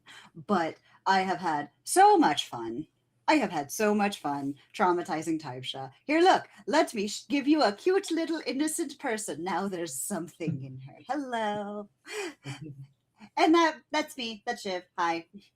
Also, death facts. I got to pull out some funeral stuff today. I was very excited about it. I've been very metered with Taibsha and death facts. It's gonna come. This is the show that's supposed to be about death and mortality. Goodbye, Pippin.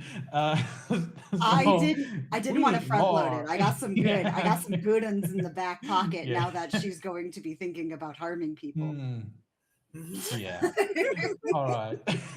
So we return next week with, I don't actually know what. There's going to be a lot of score opportunities opening up for these characters now, and also trauma. So we'll see how they navigate all that. Yeah, thanks again for watching. See you next time. Bye.